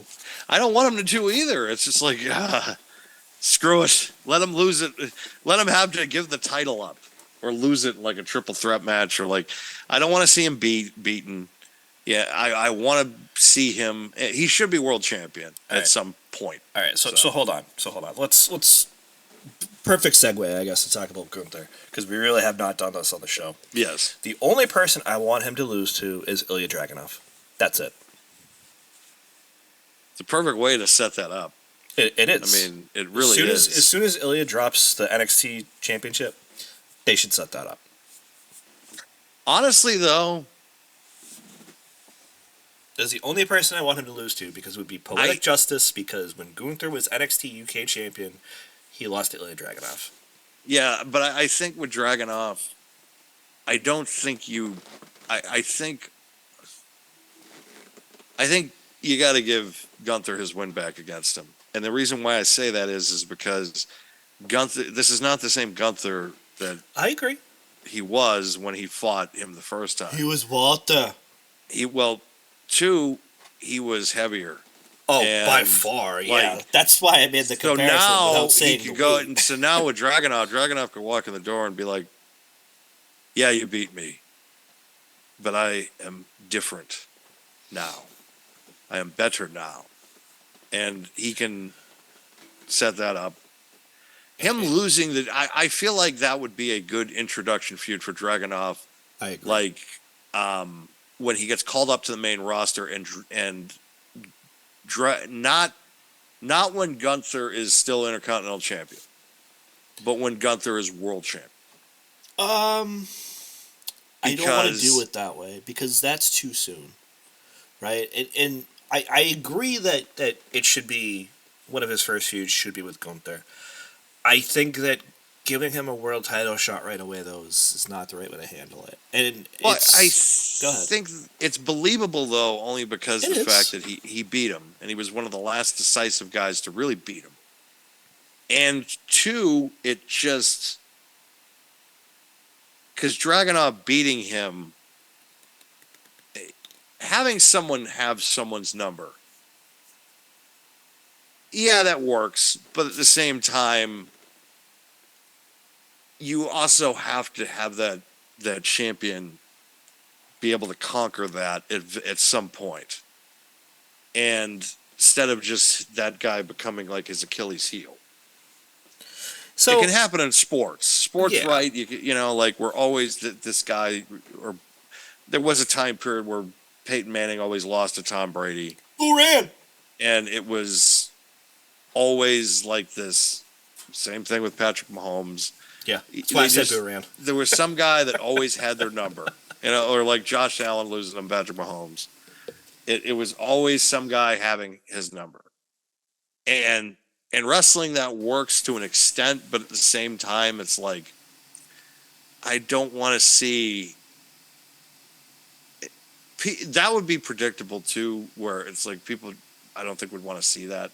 They'd be like, well, of course Dragunov beats him because that's how he lost the UK title. So I understand that, but my thought, especially now having heard your counter argument, is that you don't need him to drop the belt in the first match. Right. You could do 3 matches. You could do a trilogy of matches on the main roster where he loses once or twice and then beats him. Yeah. And then you could say, okay, great, you beat me, but I have higher aspirations and I want to go for the world title, and kind of approach it that way. Let Dragunov have the Intercontinental Championship for a little bit, and then do a Hogan Warrior combine the belts, that let could Gunther work. be champion, That could work. and then reintroduce the belt at a later time, because that's what they always do with the Intercontinental title. Yeah, I have a feeling, but also, it's. I think Gunther could also call a shot and be like, "Well, I get to pick who I want to lose to, anyways, because I've held this thing longer than anybody." He's earned that right. I agree. I agree. I don't know who he sees. He might bring up Braun Breaker. Braun Breaker might be the guy to do it. That's a good point, but at least for right now, Breaker is on SmackDown. Yeah. But it's not like they could switch the titles at some point. Logan Paul could go over to Raw, and then SmackDown could get. We don't know. We don't know what's also going to happen at Mania. So. I mean, listen, I said this last time when we were doing this in the lead up to Elimination Chamber, where they've had Raw and SmackDown guys facing each other. Maybe the brand split doesn't matter for the belts. Who knows? I don't know. Because you haven't, I don't know if the SmackDown title, who ends up with if the World Heavyweight Championship ends up on SmackDown after Mania. I don't know if they're going to bring the undisputed Universal Championship over to. No, that's going to Raw. Yeah, let's be real about that for a second. Just the real life implications of the fact that they signed that Netflix deal. They're going to get the A. They're going to get the A show. The A champion is going to be on Raw. Yeah, at least come January next year. But to be real, that would make sense if you think about it, to have Cody keep it, have Cody on Raw as the face of your company on the new platform of Netflix, and then just send Drew to SmackDown and he can stay on USA. That's why the argument for Orton or LA Knight winning it also were in play, because they were both on the SmackDown brand. Yep. But it's Drew. So now the question is, how are you going to do that switch if both guys walk out with the title? When was the draft? Was it 2023 or was it 2022? 2022. Yeah, can't remember off the top of my head. I don't know if they did. I think they did one right after Mania last year. I could be wrong. So it would have been 2023. So if they do one at the very start of 2025, that would kind of coincide with that timeline, because it used to be every 2 years or so, if not more, depending. It'll be really interesting to see how they do it if they do a draft in December. That would be cool. It would, because then it's right into 2024, or 2025 at that point, and then that's how you start the year. I don't remember exactly when the SmackDown deal goes into effect, but obviously with Netflix, it's start of 2025. If you're smart, Survivor Series 2024, whoever wins, whichever brand wins Survivor Series 2024, they get the first 5 picks in the draft. Yeah. Whether it's best of 7 or best of 5, and then the 2 of the matches are War Games matches, whatever way you want to do it. I mean, and everybody, well, it's predictable because it's going to go in. It's going to be 3-3 if it's 7 matches. It's going to be 2-2 if it's 5 matches. Fuck off. Yeah. All I'm doing is saying is that this creates intrigue now, because then you have stakes involved. Because every time you did this brand supremacy thing,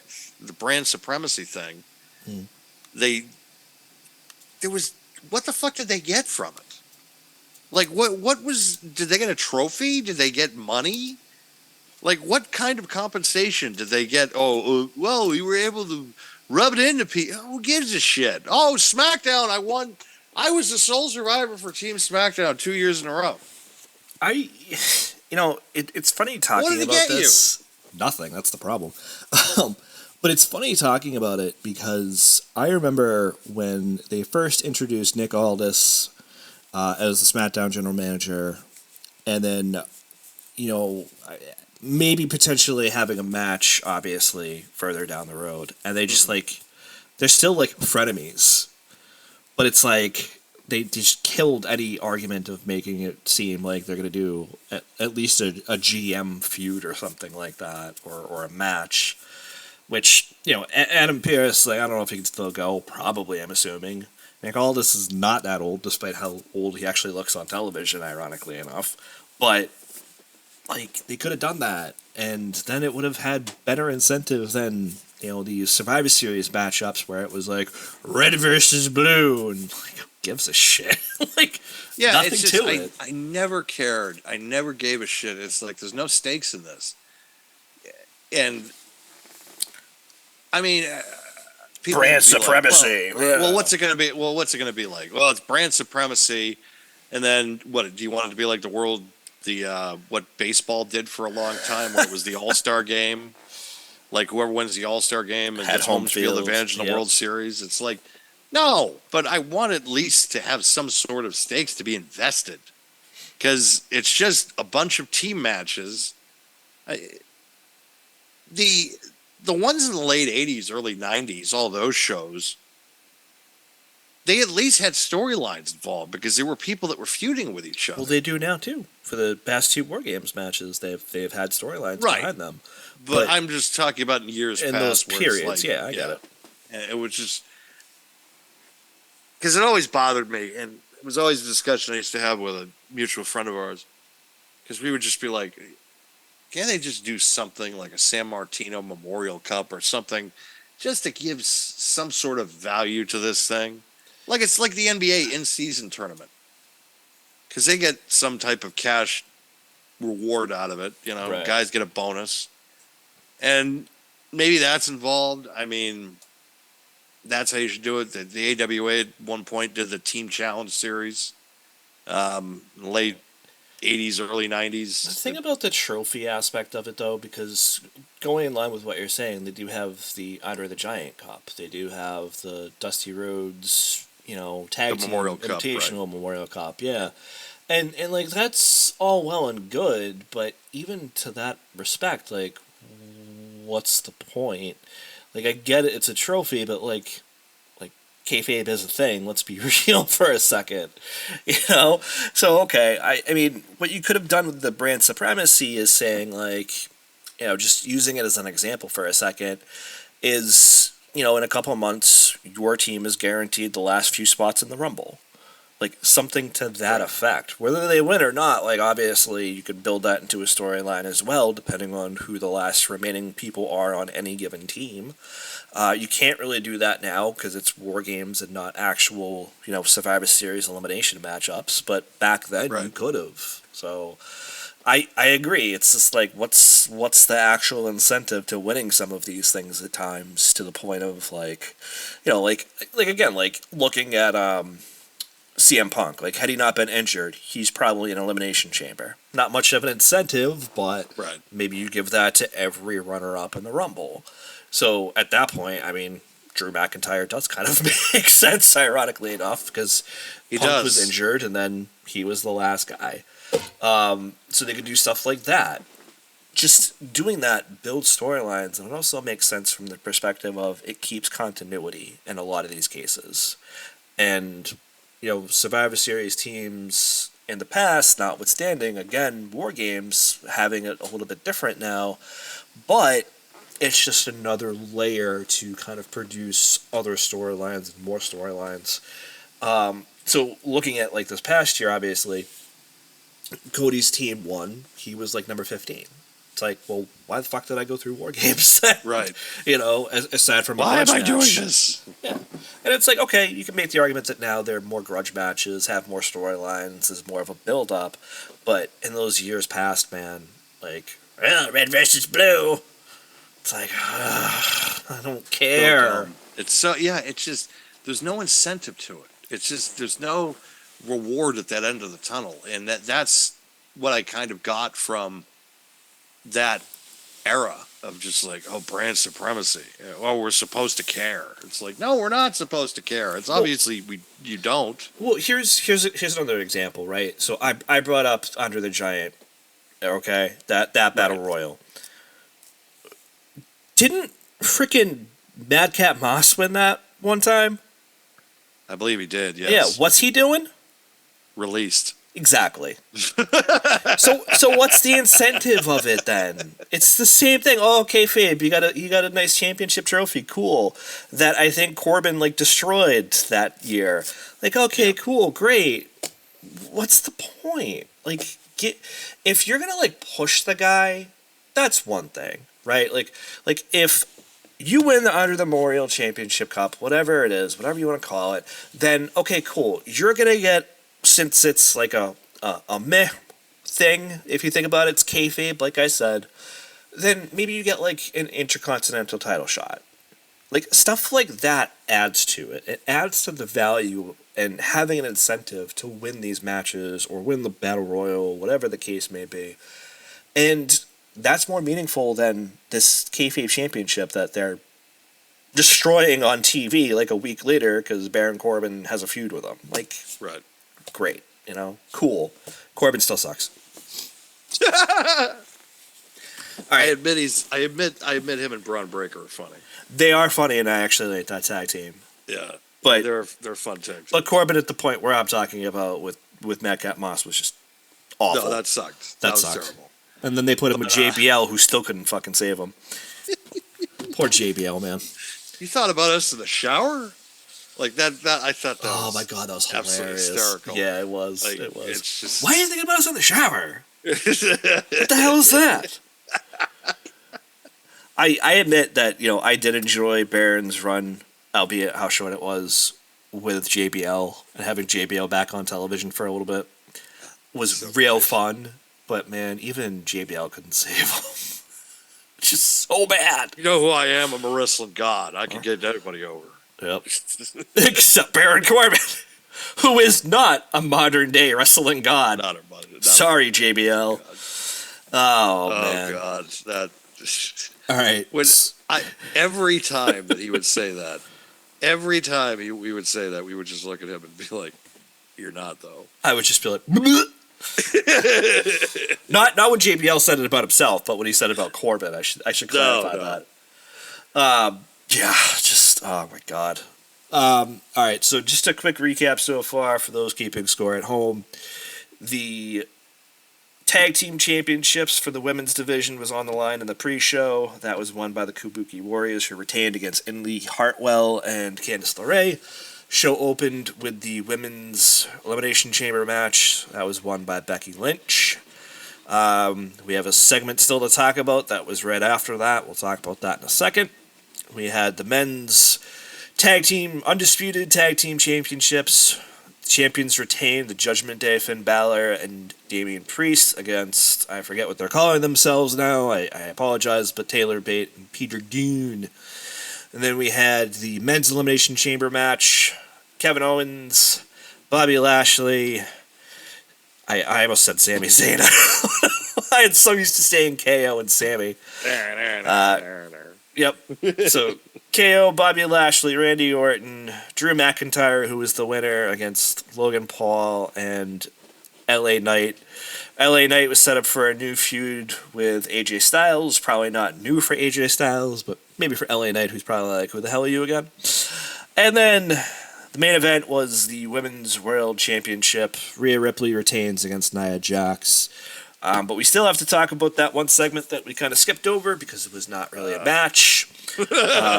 I'm just going to say it before I even say the segment. I was actually slightly disappointed with this. I was hoping for more. And before we actually say anything else, it was the special edition, Perth Elimination Chamber edition of the Grayson Waller Effect. With, for some reason, Austin Theory. I don't know why he was there except to eat a stomp, but, whatever. With guests for the Grayson Waller Effect, the number one contender for the undisputed WWE Universal Championship. It pains me to say that every time because of how long it is. Cody Rhodes and the current World Heavyweight Champion, Seth freaking Rollins. So again, I'm slightly disappointed with this. No bloodline at all. I was hoping at least for maybe Jimmy and Solo, at minimum. If not, Roman and The Rock. Obviously, for those that watch SmackDown, I do not believe that was actually in Perth. I'm pretty sure that was taped somewhere in the United States, probably like Tuesday or Wednesday, maybe. I don't know. Anybody who went to that show, I would just tell us when and where it was. I'll be down for that. Because, once I saw Roman and Solo and Jimmy and Grayson Waller and Paul Heyman, you just kind of knew they weren't actually in Perth. Which, again, was slightly disappointing. Rock was not even on SmackDown at all. Somewhat disappointing as well. And it seems like, at least from what we can tell, the only real member of the bloodline that went to Perth was probably Naomi. Just because she's Jimmy's wife, she's technically part of the bloodline. But other than that, that was it. I felt like this segment could have been so much more than what it actually was. Again, having the bloodline there would have been nice. But if you're going to give a finishing move to anybody, why not Austin Theory, I guess? Why not? Yep. And Austin Theory imitating The Rock, I was really hopeful, just like, come out now, come out now, come out now. But it didn't happen. But heard a little bit of my thoughts. What were your thoughts, Dan? I feel like they could have done it on SmackDown last night or even Raw on Monday. One of those things where it's like, why did you even have to get on the fucking plane for this when we could? Yeah, they could have just booked the guys in a match. I mean, maybe not Seth, but Cody. Because the visual, of Cody coming out and everybody's like humming along and singing to his theme music is incredible. Especially when it's 50,000 people involved. They're going to do that at Mania in Philly. Yep. So I'm not really so that visual is still going to be there. But, it's like, why is this needed? Why can't we just do this on weekly TV instead of making this a PLE segment? If the players weren't going to be there, the other participants in this whole thing, it's kind of just like a placeholder piston in the wind type deal. Oh, Rollins, I can hit him with a Cody cutter. Rollins can hit the stomp. And then we got from that Rollins is going to be medically cleared the next few days. So that's good. And he was able to hit the curb stomp, so I guess the knee is feeling okay. Yeah. Didn't look like any issues. No. So I think it served its purpose, but at the same time, it was underwhelming. Yeah. The biggest thing for me, and like I said, what I said about, even Jimmy and Solo, if you're not going to have the Roman and Rock for this segment, I felt that you needed at least Jimmy, if not Solo, if not both.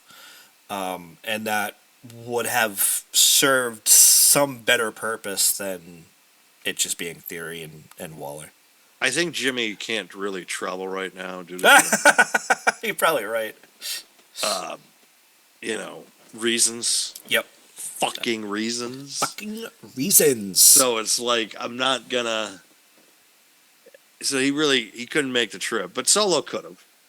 And it's not like even Paul. Even if it was just Paul, he could have done it. Paul could have made the trip. Yeah, like Paul could have. He absolutely could have. And like we don't know from SmackDown the previous evening what was really said between Austin Theory and the Tribal Chief Roman Reigns. But at the same token, whatever it was, maybe it was just, hey, bring your boy Theory to eat a move. I don't know. But it just, for whatever reason, it just, even aside from missing the bloodline, whether it would be Paul or any of the people that we've talked about so far, you could have had Jay come out and say what he's going to say about, Jimmy and their build up to WrestleMania, because let's be real, that's going to happen. It's probably going to be the Usos against each other.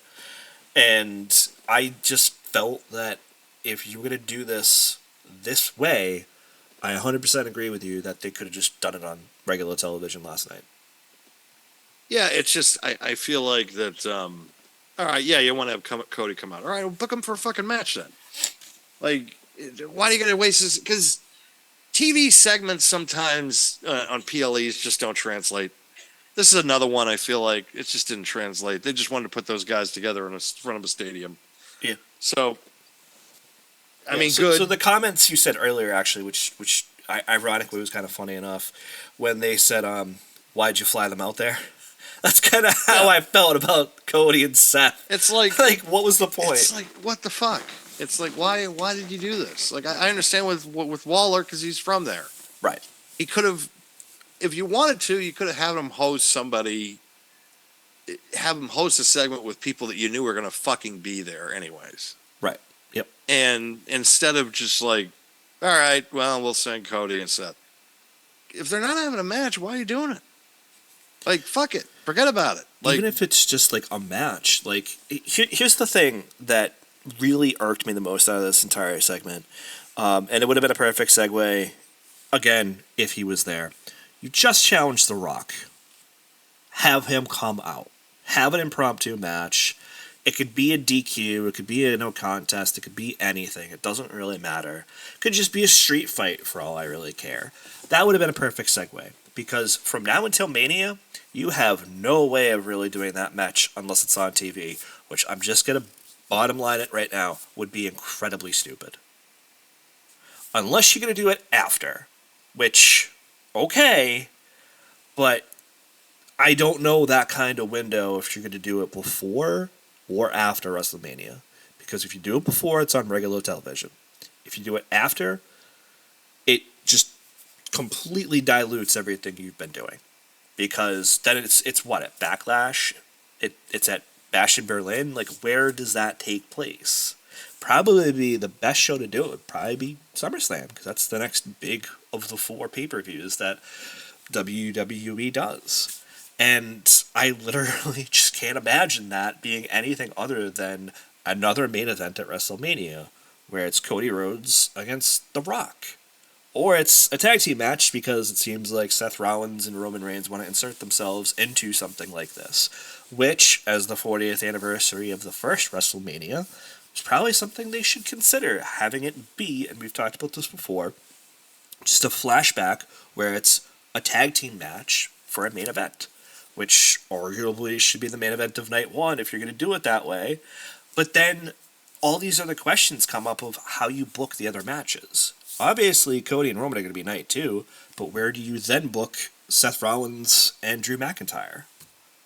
It's so much going on, and it brings up more questions than it does answers. But just in the context of this segment alone, we're on the same page. I'll bottom line it that way, and that's the bottom line because I said so. Because it's just the truth. It was very underwhelming without all parties involved. it just, if you're not going to do anything constructive, don't fucking book it. And yeah, it's not constructive. It wasn't constructive. None of this now, unless Roman Reigns and The Rock are involved, it's not constructive. Agreed. Because it's just Rollins and Cody saying the same goddamn rhetoric they're going to have to keep saying now for the next month. And you're going to tune people out. And you don't want to tune people out this time of year. You want to have people tune in. And I don't know. So I just felt like it was... I want to go back to last year for a second with you saying that, just real quick, because you're not wrong. But if we look back at last year with the build-up to the main event match, I'm just going to kind of go off on a tangent and ask, what build-up? Him and Paul? Him and the Usos and him and Solo? Because Roman wasn't around. And this time, at this PLE, I get it for Roman, maybe. I get it for The Rock, maybe. But at the same token, you still could have had some of the other bloodline travel. Obviously, it probably would have been Solo and Paul, all things considered, with Jimmy's travel restrictions. Let's be real. And there's nothing wrong with any of that. But exactly like you said, are Seth Rollins and Cody responsible for the build-up to this match now? Or to these matches, quote-unquote, depending on what they do? It shouldn't be all on them. No. And I feel like, going back to the Punk promo for a second, you have carried this company for a soul-crushing 2 years. Because the other guy that should be carrying the company has not been there. Granted, CM Punk didn't say those parts, but let's be real. Right. They are there. And it's the elephant in the room. We know. Yeah, it is. And is Rock going to be any different? You know, probably not. It's just it's baffling all around, and it's just we're at the time of year too where weekly TV is just going to be all right. You know, like remember April 7th or April 6th and 7th. We're just going to be like, for Christ's sake, just progress this. Give us something. Let there be some kind of type of meat on the bone here. Yeah, because you had a tape show on Friday, so you kind of knew what was going to happen. And they weren't going to give anything too good away because they knew they were going to have less of an audience because it's a tape show. People are going to read spoilers. Right. So you really weren't going to advance anything except final sales push for the PLE. And that's kind of what I saw TV like this week, and that's what I saw this segment was. Yeah. This segment could have been done on Monday. This segment could have been done on Friday.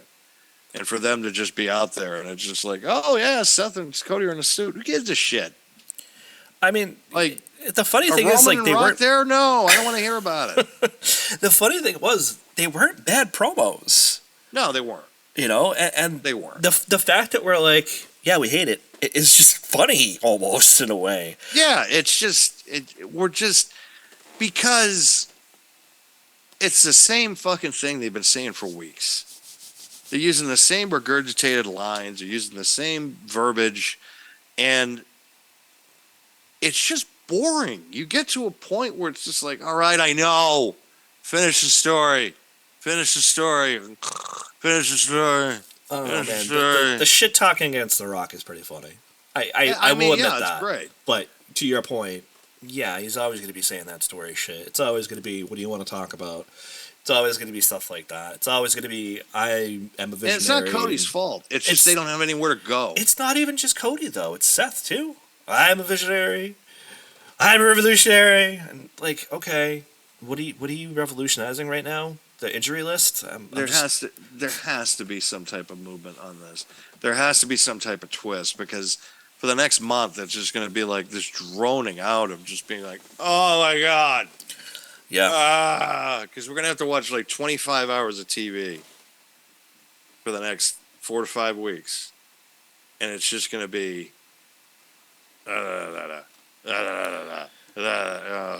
Yeah, I mean, the only, in my eyes at least, I'm sure you're probably going to agree either way though, is that the only way this progresses is they come out Monday and they don't have many segments where they talk about it, and then maybe on Friday, depending, and I'm hoping this is how they play it because it would make the most sense, you have The Rock respond to Cody's comments from Elimination Chamber.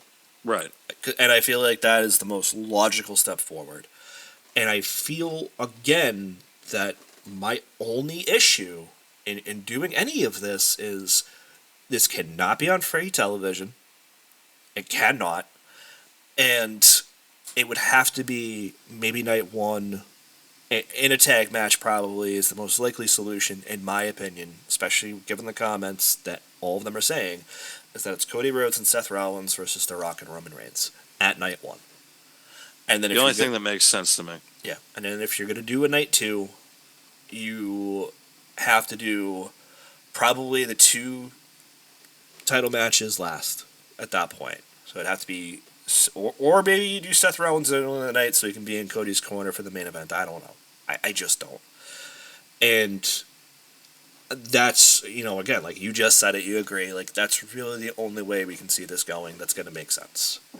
And it's ironic to say that because who knew, like, past 2 years that these teams would be the teams that we potentially see in a night one main event. And that to me is wild.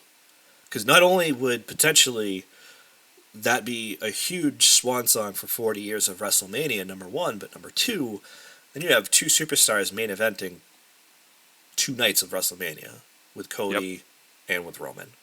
And that's huge. It is. And it'd be unprecedented. It would. Not many guys can sit there and say that they did that on back-to-back nights. And, you know, it depends. It all depends. I think that's the way they're leaning towards it, at least with that teaser trailer that they put out over the Super Bowl weekend. That seems to be the direction that they're going. But there's so much intrigue with everything. There's so many unanswered questions. But the problem is that there are unanswered questions that are starting to annoy me. And they're because it's this slow burn. That's what it is. It's just slow burn of just like, okay, but how are you going to solve this? You can't do it on free TV. And, you know, you think Roman and Rock would be doing more like social media posts. Get on Twitter. Do a little, like a 30-second promo on Instagram. Something. Just to kind of keep this thing going along. Make it more of a social media thing. You know,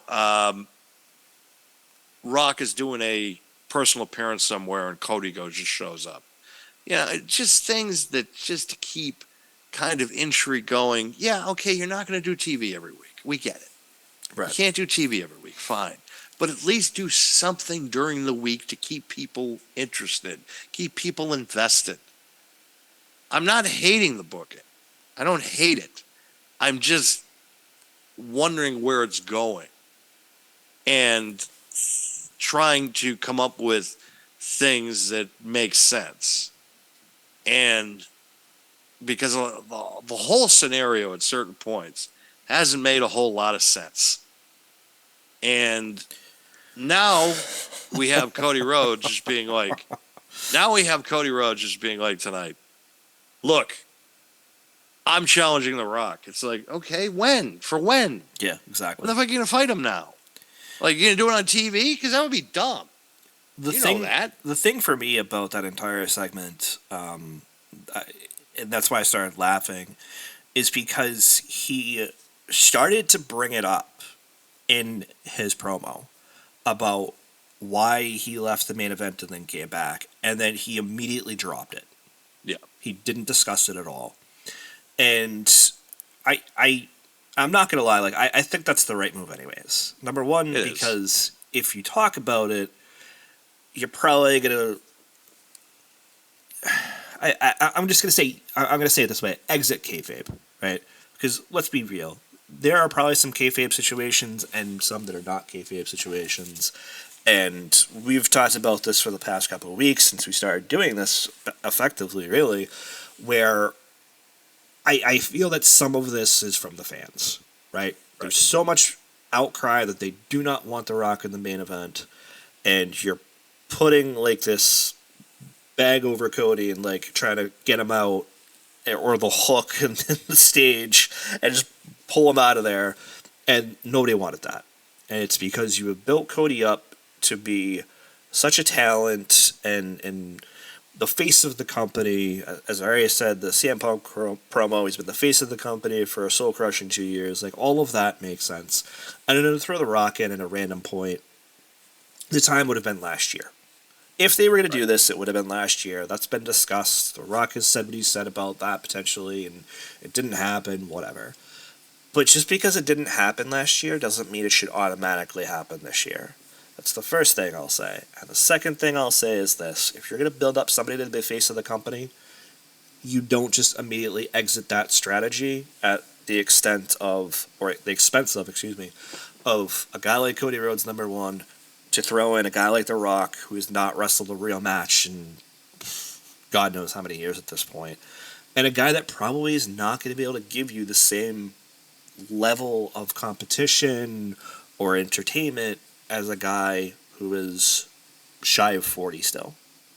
Just being realistic. But I agree. Like, the slow burn is starting to kill me. It was slow burn last year. they kind of slow burned Cody all year into these different segments and different feuds, while Roman's burn has been like, I don't know, 5 shows, maybe, you know. So I do hope that the pairing of Seth Rollins and Cody can kind of help further the feud while the other two are part-timers effectively at this point. I don't know how they're going to pull off this Rock thing with Cody challenging him, because again, we talked about this I think last week, if not the week before, where it's like you don't give matches like this away for free. You just don't. You don't. And there's just so much here to unpack that we just, this is why this is going to be an ongoing segment until at least a week after WrestleMania. Yes. Because there's just so much to unpack. We're still getting a glimpse of what the card's going to look like. We got a big glimpse today. We talked a little bit about Randy Orton and Logan Paul probably being a match. Might be a match with Kevin Owens. We talked about how LA Knight is probably going to be feuding with AJ Styles at WrestleMania. That makes the most sense. Obviously, we talked about the Elimination Chamber matches and stuff like that. But do you have any other closing thoughts about at least Elimination Chamber? And obviously, it's paving a much more brighter road towards WrestleMania right now. No, I think we pretty much have said what we needed to say about that. In closing about Elimination Chamber, if nobody's seen it, it is definitely worth a watch, in my opinion. Yeah, and absolutely. Max too. It is something. It's not like a placeholder or anything like that. It is enjoyable. The matches, the chamber matches, are excellent. They're really good, and they're definitely something that I think people should check out. And the main event too with Rhea Ripley and Nia Jax. Definitely, I would recommend anybody to watch them. And WWE just continues their streak of really quality PLE events. They have been on such a great streak where it's like they haven't had many really bad ones. They've had really, really good ones. They've been able to keep it going, keep up this momentum. And people are noticing, not just the general public. So. I agree. All right. So before I change the slide, because I know it sounds like we're done, but we're not. So this past week, again, I'm not going to change the slide just yet, because I wanted to have a little bit of a build-up here.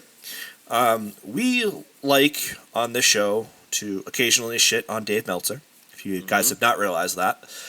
So this past week, the Wrestling Observer newsletter had its 2023 awards. So for those that don't know what it is, it's basically Dave Meltzer picking best and worst of just multiple different things. And the readers. And the readers. And the readers are the ones picking him. That's true. Yep. That's true. Good call. I will not make the comment that's in my head right now, because I will lose the audience at that point. But so again, it's best and worst of typically. It's not just Wrestler of the Year. Sometimes they have Worst Wrestler of the Year. There are multiple MVPs for different continents or countries. There are Feuds of the Year. So I want to make sure I clarify that. Now, also, this is from 2023, so effectively January 1st to December 31st. So I'll change the slide now with the build-up. Not much, just Wrestling Observer Newsletter Awards added to the slide. I have it up right now. I'm not going to go through each one. I will let you kind of pick and choose what you want to discuss here, because I think there are obvious ones. Like I'm just gonna specify right now. Will Ospreay is here a lot. I'll say that now. Which I'm fine with. I'm fine with that too. I'm not going to argue that. Yep. I'm not going to argue that. No, I'm not going to argue Will at all. I agree. So just I guess we'll get those out of the way now, because he is here a lot, like I said. So he is Wrestler of the Year. He is Most Outstanding of the Year. Correct. He had Match of the Year with Kenny Omega at Wrestle Kingdom 17. He is Japanese MVP, because he was in New Japan. He was Europe MVP, because he's From Europe. European. Yep. Yep. And it looks like... Oh, I'm sorry. Hidden Blade is Move of the Year. Yes. So, yeah, he is here a lot. And like you said, I can't really disagree with any of those. I'm not going to... I can't. Is it... It's not biased if it's true. I was just about to say that, if it's true. And Yep. that's the argument that could be made here, and it's not really an argument. If anybody wants to sit here and say, "Oh, he's the biggest, the most outstanding wrestler," well, look, can you name me anybody else that had a better in-ring year than Will Ospreay?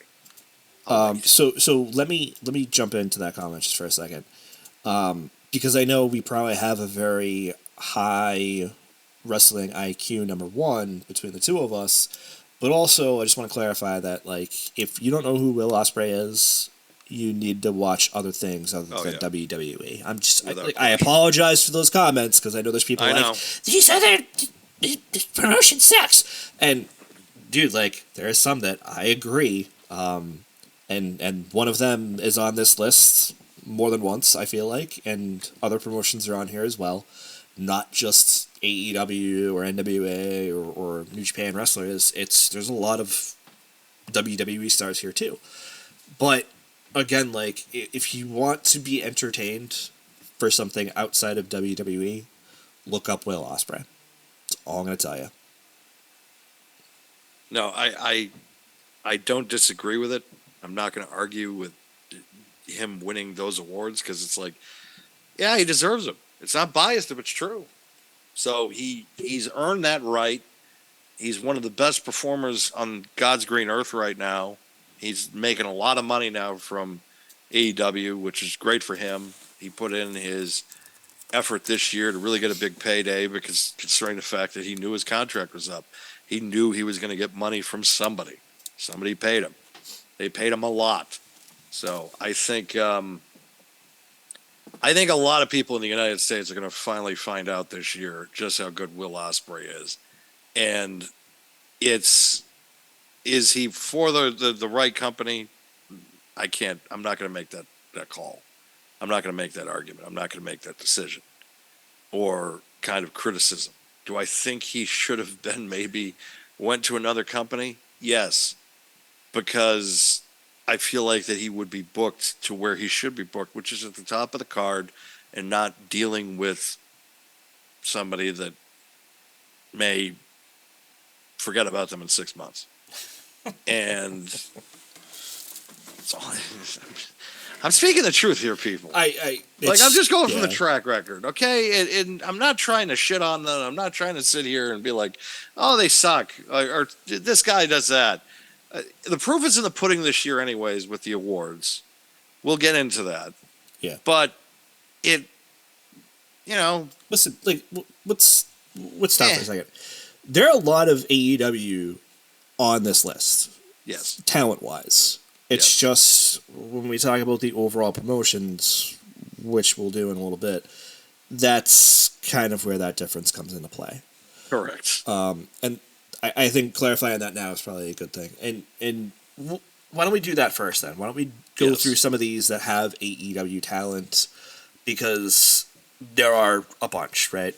So just looking at the list, we've already talked about Will Ospreay. I'm keeping track just so we kind of know what we're still talking about. So next on the list, after those first two of Wrestler of the Year and Most Outstanding, both being Will Ospreay, is the Best Tag Team of the Year, just on the list that I have in front of me. And that was FTR. Another one I can't disagree with. Correct. I'm just going to clarify that we really can't count the Usos anyways, because they really have not been a tag team this year. No. You could make other arguments for a number of tag teams. The Acclaimed, I think, is very good from AEW. Sammy and KO is very good, but same thing. They didn't tag a lot during the year, so same thing. You can't really include them. And obviously, looking at other tag teams later in the year, like Street Profits are going through that transition period with Bobby Lashley. Right. Authors of Pain only came back a few weeks ago. Just literally came back. Yeah. So you couldn't even really include them in 2023 anyways. I think they came back after the new year had started. And even still, like, that's not enough of a sample size to call them the best tag team of the year. Right. So, all in all, like, are there great tag teams out there? Yeah. But if you're going to pick a tag team of the year, and it's not the Acclaimed, I'm just going to say it that way, because I think they're great. I think they have great chemistry, great moves, everything. It's going to be FTR. Right. You know, it's going to be.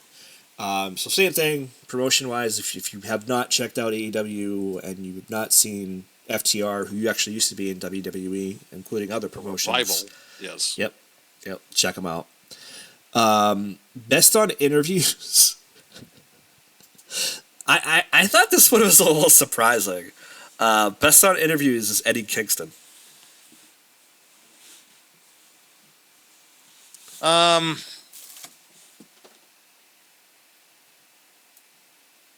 They really Eddie's a great talker. He is. I'm not gonna sit here and say that he's not a great talker, but they try to put him over way too much. They do. And try to make him a bigger star than he actually is. And I'm not trying to shit on Eddie Kingston because I like Eddie Kingston the person. Like, yeah, and, I agree. And I like his promo work. But when I go to Walmart and I'm looking wait. How did you segue from Eddie Kingston to Walmart? Let me get into this. Okay. So I go to Walmart and I'll go to the action figure section. Okay. That makes sense. There are two figures that are always there for AEW, and they've been there for ages. They're just sitting there. They've just been collecting dust. Hangman Page and Eddie Kingston. And there's just something there that is not connecting with the mainstream wrestling audience. And I understand Dave and his readers wanting to reward him and thinking that he's a great talker, and he talks people into the building and all that stuff. Cody Rhodes had an exceptional year with promos. Yeah. Seth Rollins had a great year. Roman Reigns had a great year. The three of them, I felt like, should have gotten a better, I would say, evaluation or consideration for promo work over Eddie Kingston. And that's the only kind of criticism that I look at, and I'm just like, I felt like they were kind of reaching on this one. Yeah. Everything else so far, I've been like, I don't have a problem with that. But this year so far, it's like reaching. Okay, so hold on. So let's talk about reaching. as we're keeping it with AEW right now on this Wrestling Observer News 2023 awards, I thought this was reaching, where the best weekly TV show was AEW Dynamite. This made no sense.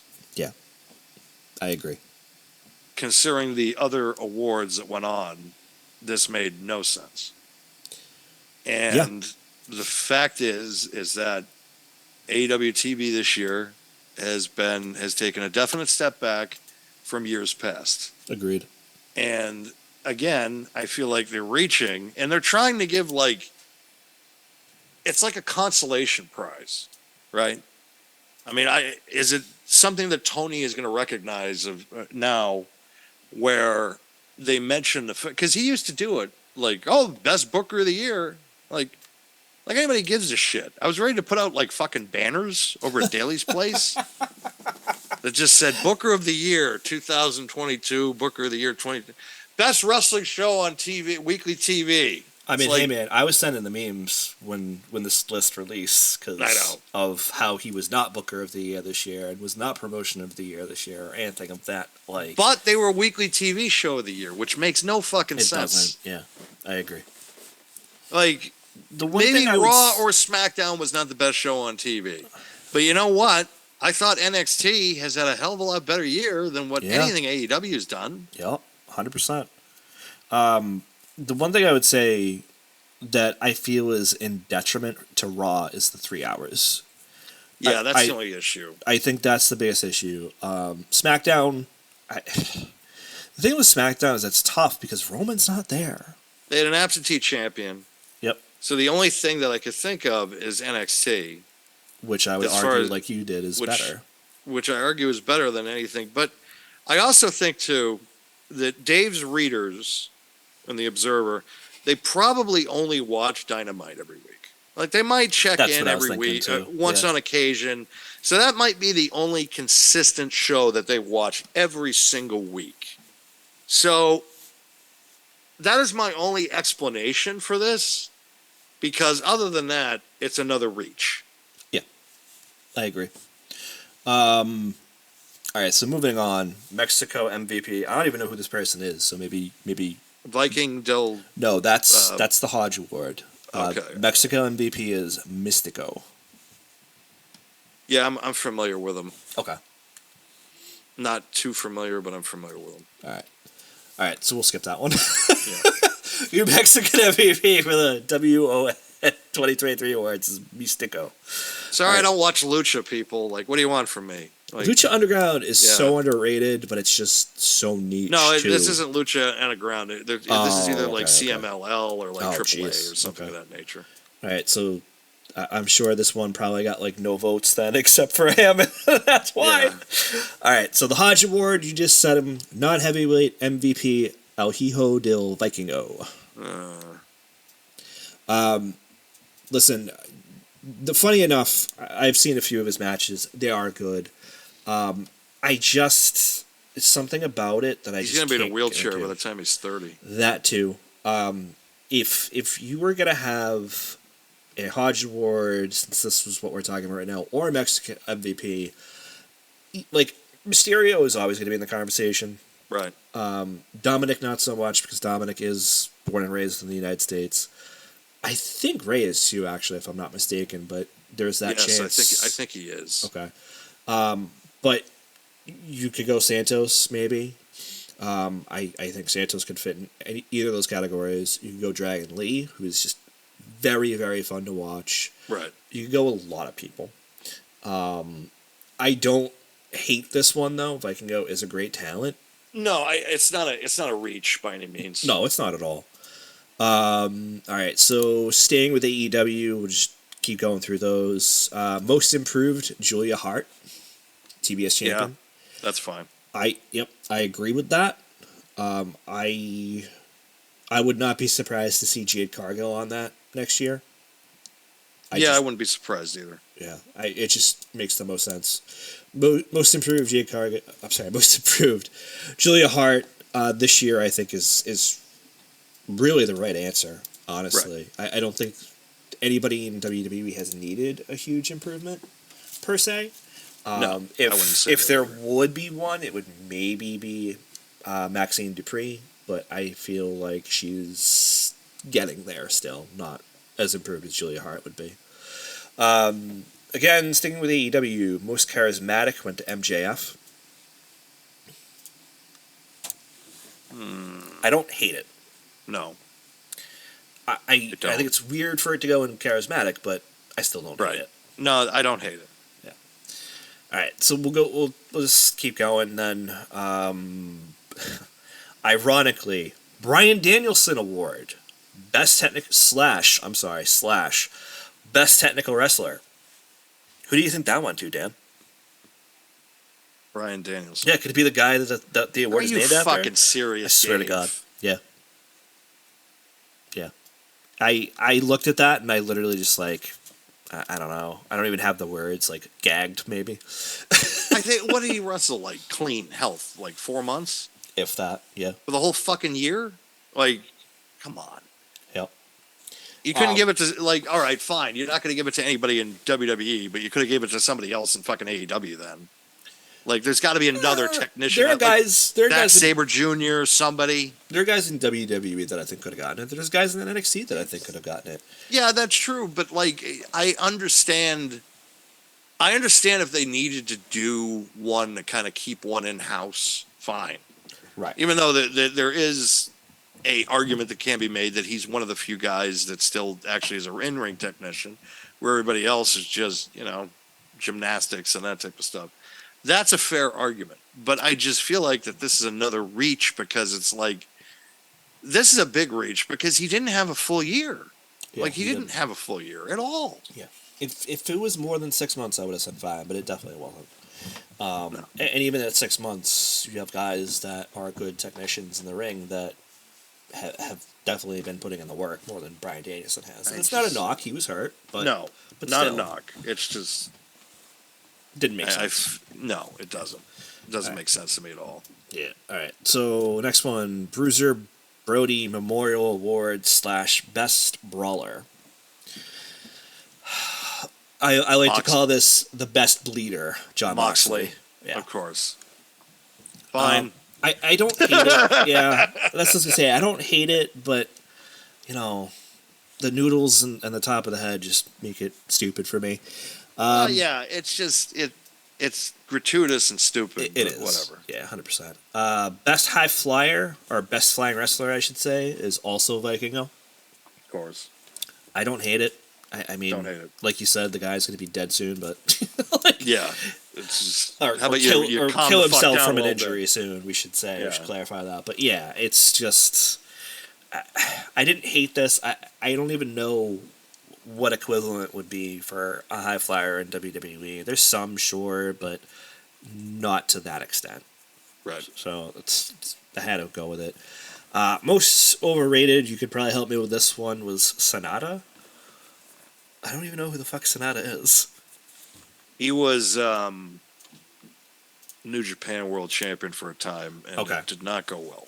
That's okay. That's probably why he got the most overrated, and at that point, I can't really disagree. Did not go well.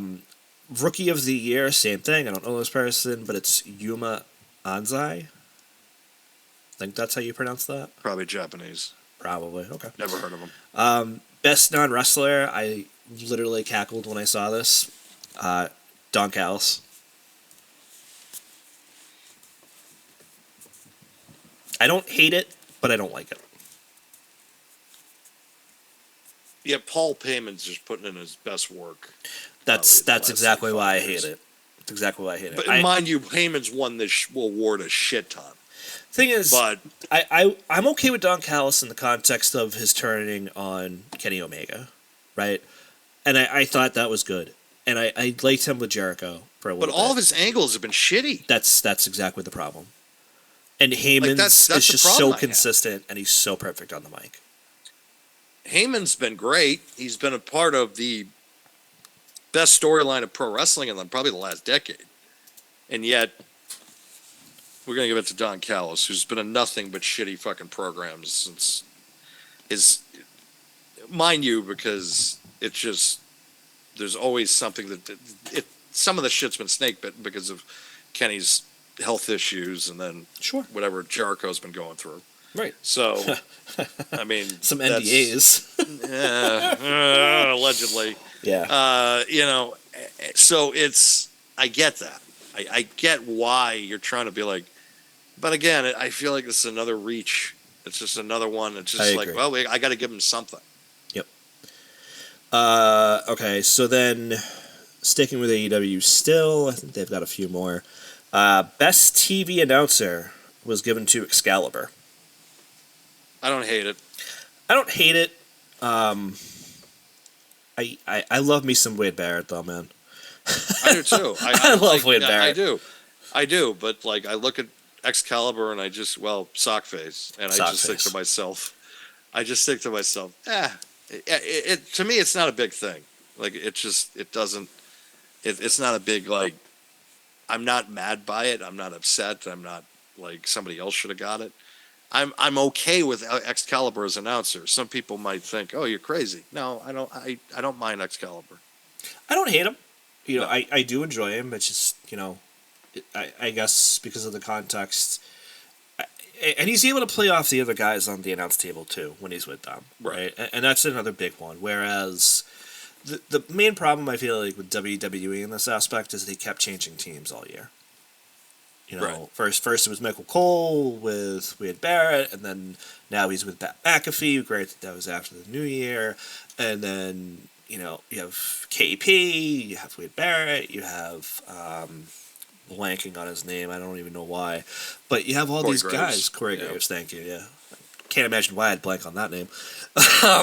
You have all these guys, and you kept mixing them around by the end of the year, and I don't think any of them have been awful, but at least with AEW's, it's been a little bit more consistent. Right.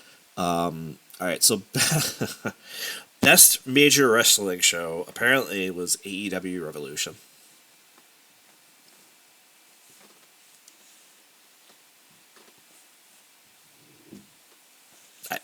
How?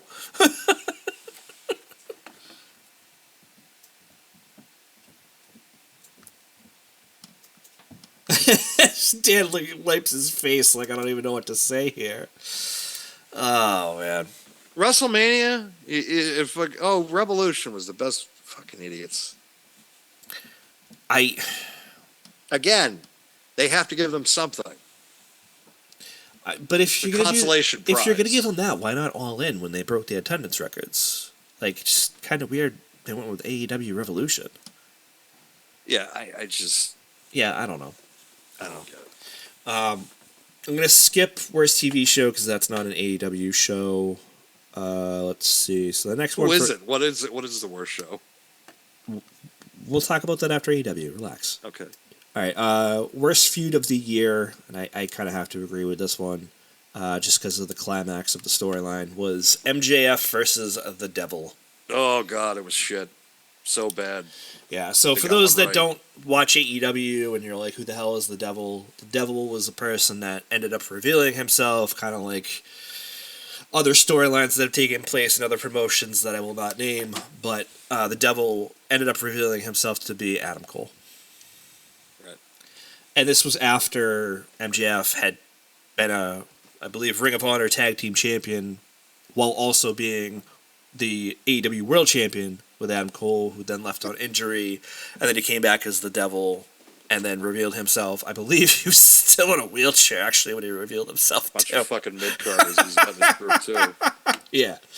Yeah, and now I think he's just kind of trying to revive this undisputed... And now MJF's off TV, because either he's hurt or he's not coming back. We don't know yet. Yeah, we don't know yet. And just thankfully so, because I just don't... I wouldn't be surprised night after WrestleMania if all of a sudden you see him come out of... I mean, we talked about this after the Rumble, that we thought he was going to be there, so... Yeah. Also, the worst gimmick was given to the Devil. So, I can't say that I would disagree, since it was already the worst... Yeah. Can't disagree, since it was already the worst feud. Yeah. Definitely did. Just gonna scroll up real quick, see if I missed any before we get into the last one here, which I kind of agree with, kind of don't, depending on how you kind of look at it. But it was the best gimmick was Timeless Tony Storm. I don't disagree with it. If we're talking just straight gimmicks, I don't disagree. No. If we're talking about wrestlers who have gimmicks, which you can make the argument is different, that's where I would actually disagree. But it's hard to disagree with what she has done in AEW. I can't disagree with it. I really can't. I'm fine with it. Yep. All right, so that's gonna close out AEW. There's one more that I want to talk about before I move on to another promotion that is not WWE, who's also on this list. Best Pro Wrestling book, just to kind of get this out of the way as a good segue, was The Last Real World Champion by Tim Hornbreaker. Have you read that? I haven't. No. Okay. Then we don't have to spend much time on it, though. No, it should have went to The Last Fall by Sheldon Goldberg. That was really good. Okay. But I'll that was also like a novel. It wasn't like a historical piece or biographical or anything like that. So. I don't know what this would have been. One or the other. They did not include movie, so I'm just gonna shout out to Iron Claw. The Claw, exactly, yeah. Iron Claw.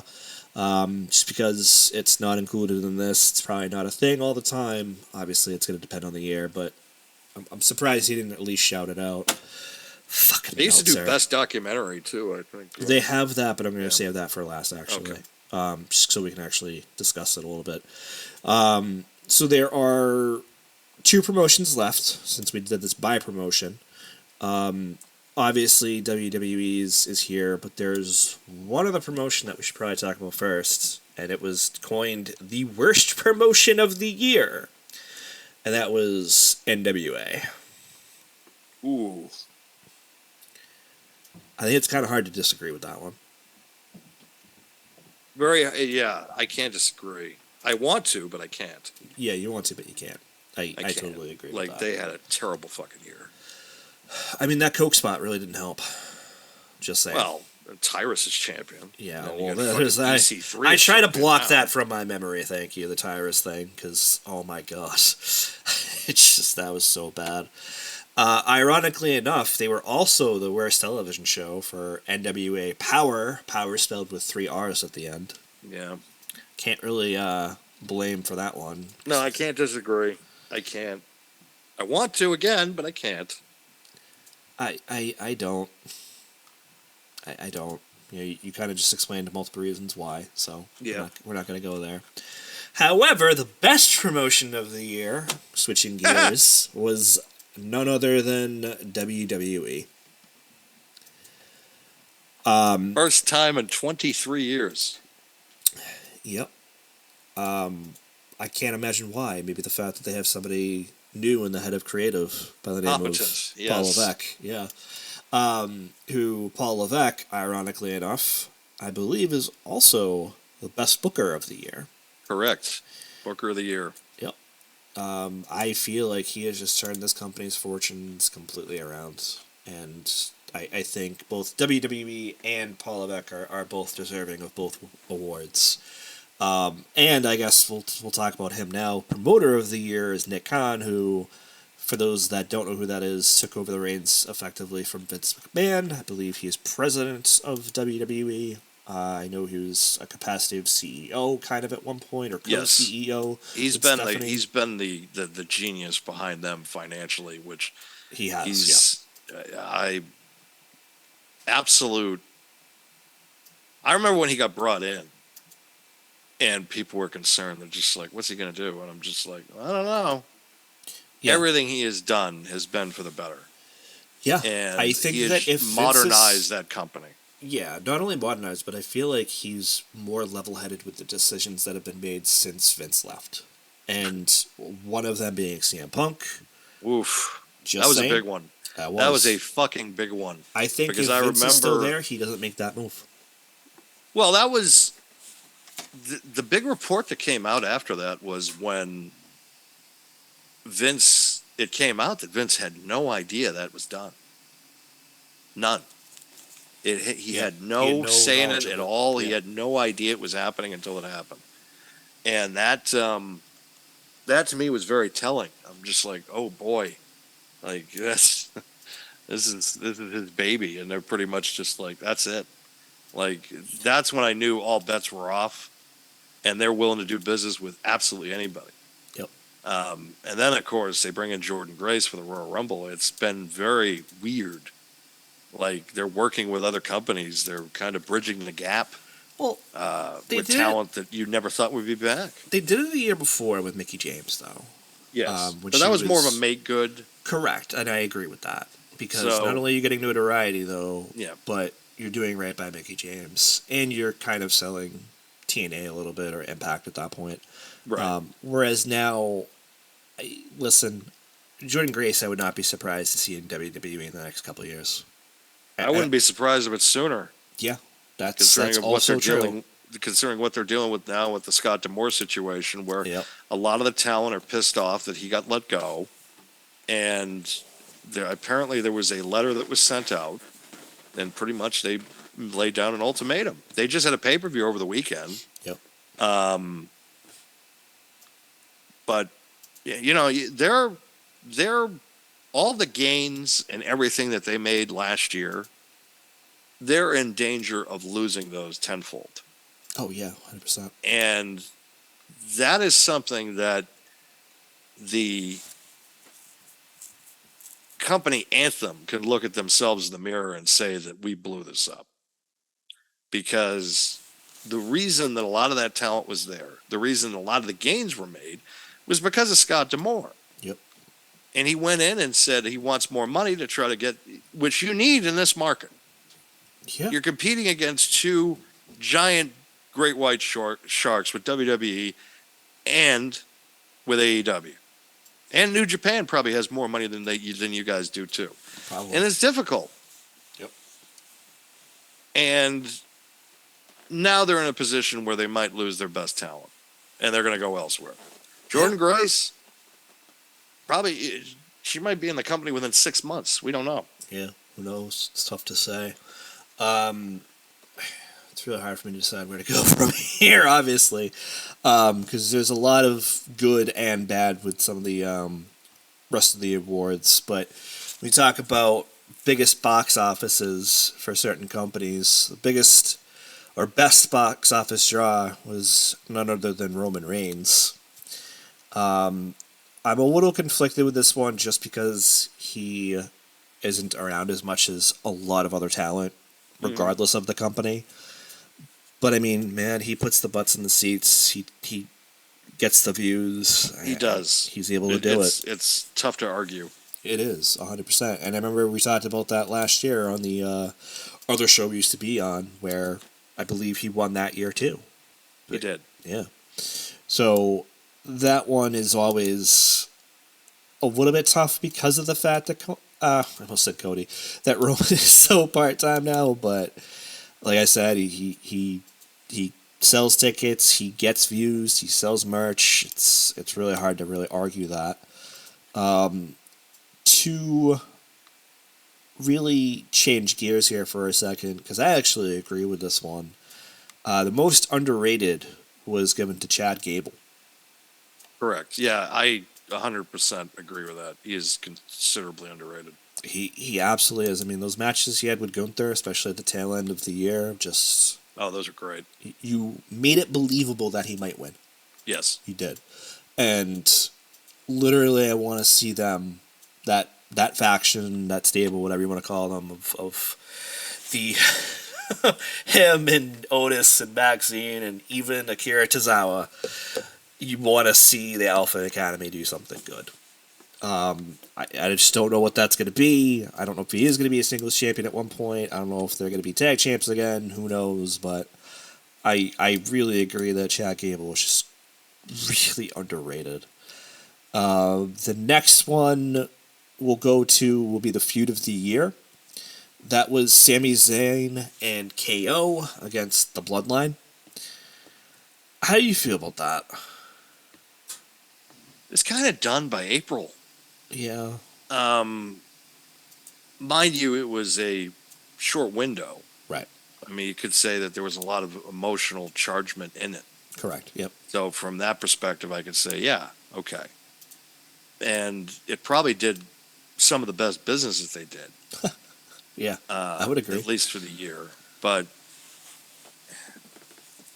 problem is, too, there really wasn't many, like, standout feuds this year. Like, I feel like that's was the thing I was main thinking, one. too. Yeah. So I don't disagree with it. I agree. So I'll go with, I'll agree with it. Like, Okay. I'm fine with it. Yeah. I think we can agree to disagree, basically, just Right. in the context of the fact there weren't that many great ones this year, right? You could maybe make the argument that Seth Rollins and Shinsuke was decent, but even that, just, mostly Shinsuke talking in Japanese vignettes to the Right. point where No, it wasn't I much just going felt on. like, I just felt like we got more of a conclusive outcome Correct. Yep. with the Usos and Sammy and Kay. Yeah, I'll agree with that. I think that's a good point. So talk about some of the MVPs. So first one we'll talk about was the woman who retained her title tonight, or this morning, whichever you watched it. Women's wrestling MVP was Rhea Ripley. Hard to disagree with that. No, you can't. Yeah. Like, you can't even. There's nobody else in that realm except her. And I know they didn't do it a lot with her at certain points during this year, but it's still hard to disagree. If you look at how this year started, between winning the Rumble from I believe number 1, if not number 2, Yep. not like it matters, and beating Charlotte at WrestleMania, to all the feuds that she had this year, or this past year, excuse me, in 2023, I don't think there was a better women's talent anywhere. No, I agree. I just don't. And we kind of echoed that sentiment earlier, but still, it's important to still say it because she is a phenomenal talent.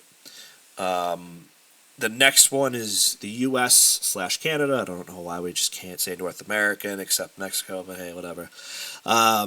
U.S. and/Canada MVP was Cody Rhodes. Again, can't disagree. Yeah, I mean, you just can't, unfortunately, or fortunately, depending on your perspective. It's just one of those situations where he really has become the face of that company. Right. And whether that was by design, whether that was by contract, or a little mixture of both of those things, you cannot disagree that Cody is not only phenomenal in the ring and on the mic, but the story itself, I don't want to pun that, but I know I kind of is a pun.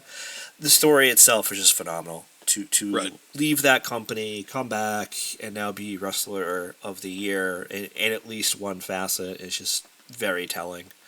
And I know it's more facet for, U.S./Canada, but if you're going to have anybody that could follow up Will Ospreay, it should be Cody Rhodes. Right. And we already discussed Will Ospreay, so I'm not going to go down that rabbit hole, but, it makes sense. The worst TV announcer, unfortunately, was also a WWE win, so to speak. And it is NXT's own announcer, Booker T. Oof. Shucky, quack, quack. I don't know why. He's not terrible. He's not awful, but the stuff that comes out of his mouth sometimes is just I would have said Kevin Patrick because he got fired. Yeah, that would have made more sense. I mean, that would have made the most listen, sense. You could have actually said Jim Ross, too, not for nothing. Poor guy. He just broke his hip. Yep, I know. So, and he's got some other health issues going on. Yeah. I mean, listen, he's got other health issues going on, and I get it, and that comes with age, unfortunately. JR is up there. He's not the JR that we remember. Yeah. I don't know who the announcers are for NWA, if they even have announcers, but I could argue they're probably bad, too. Oh, they're probably the worst. I just haven't watched, so I have no idea. Keeping on with the worsts, I guess, because we went from, the best ones to the worst ones. That's just how the list works out. Worst major wrestling show went to WWE Crown Jewel. Which I agree wasn't great. Not great. But I didn't think it was terrible either. Awful. Yeah. I thought Revolution was worse. They're or World's End. World's End. The thing about the AEW pay-per-views to me is that depending on what the card is, they feel like glorified house shows. And I think we've had that conversation. Yeah, I agree. We've had this conversation in the past, but I agree. But if I had to guess, if you had to pick a worse show, the Saudi Arabia show is usually a safe bet, unfortunately. Because some of them have been really good. Some of them have been the worst. Do I feel like this year's Crown Jewel? I don't even remember. Was that the one where it was Roman versus LA Knight? Or was that another one? Yeah, you know what? I think it was. I'm going to try to look it up real fast, because I'm thinking the one maybe the year before with Logan Paul. Right. I think that was. Well, there was the one too where they had the championship final between Seth and AJ. So. Yeah, I don't think it was that one. Hold on, I got it pulled up right now. I just wikied it real quick. So the first one is in the pre-show: Sami Zayn versus JD McDonough. Okay, so this is the one that happened this past October. Yes, so it was LA Knight versus Roman. Okay. Which, yeah, I guess I can see why to if you're gonna, fine, you can give it the lame duck. I'm not. I don't think it was the worst show of the year, though. I don't hate it. Like, do I love it? No. Do I hate it? No. Yeah. Like, there's worse things that are worse. Just on this. Let's just go through the cards just real fast. We're not gonna sit here and talk about it because I know we're running up against it at this point. But it was Rollins versus Drew for the Championship, Rhea and the Fatal 5-Way, Solo versus Cena, Logan versus Ray, which I thought was a phenomenal match. Yeah, that was good. Io versus Bianca, Cody versus was good too. Yep, Cody versus Damian Priest. Yep, and then Roman versus LA Knight, as you said. Yes, I didn't hate it. No, I thought there were a couple duds in there, like Solo and Cena, but I kind of knew that going in, honestly. You can make an argument that SummerSlam this year was pretty bad. You could. You can make an argument. I definitely there were some good matches, but there was also some bad ones. Yeah, I would agree with that. And looking at that card, like, not for nothing, like, that was the... Yeah, Roman versus Jay, Io versus Bianca, which would have been the first Roman one, yeah. Jay. Oh, I'm sorry, I got that wrong. So this was the one where Io actually won. It was Bianca versus Asuka versus Charlotte, and then Io cashed in. Threat match, yeah. Yep.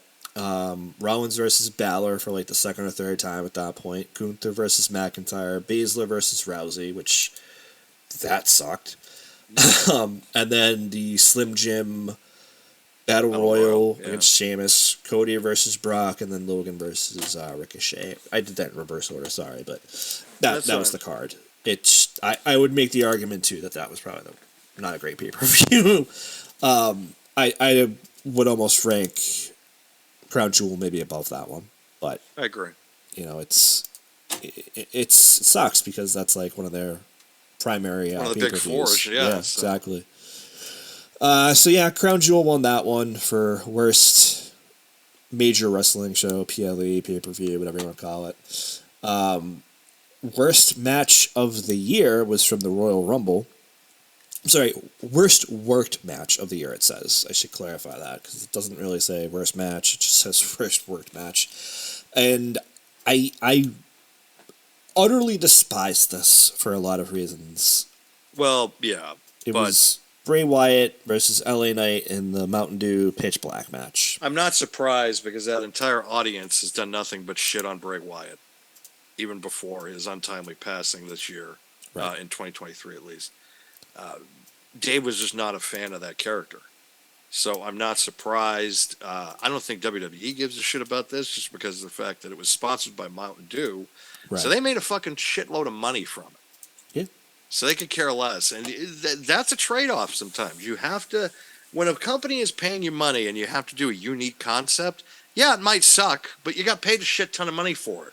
I don't think the concept sucked. I just felt that it was too short of a match. I'm not saying that it did. No, I get you saying. Yeah. It's a give and take type situation. It was. It's the same thing a couple of years ago with when they did that zombie match between Damian Priest and The Miz. Oh my God, yeah. Okay, yeah, it was bad.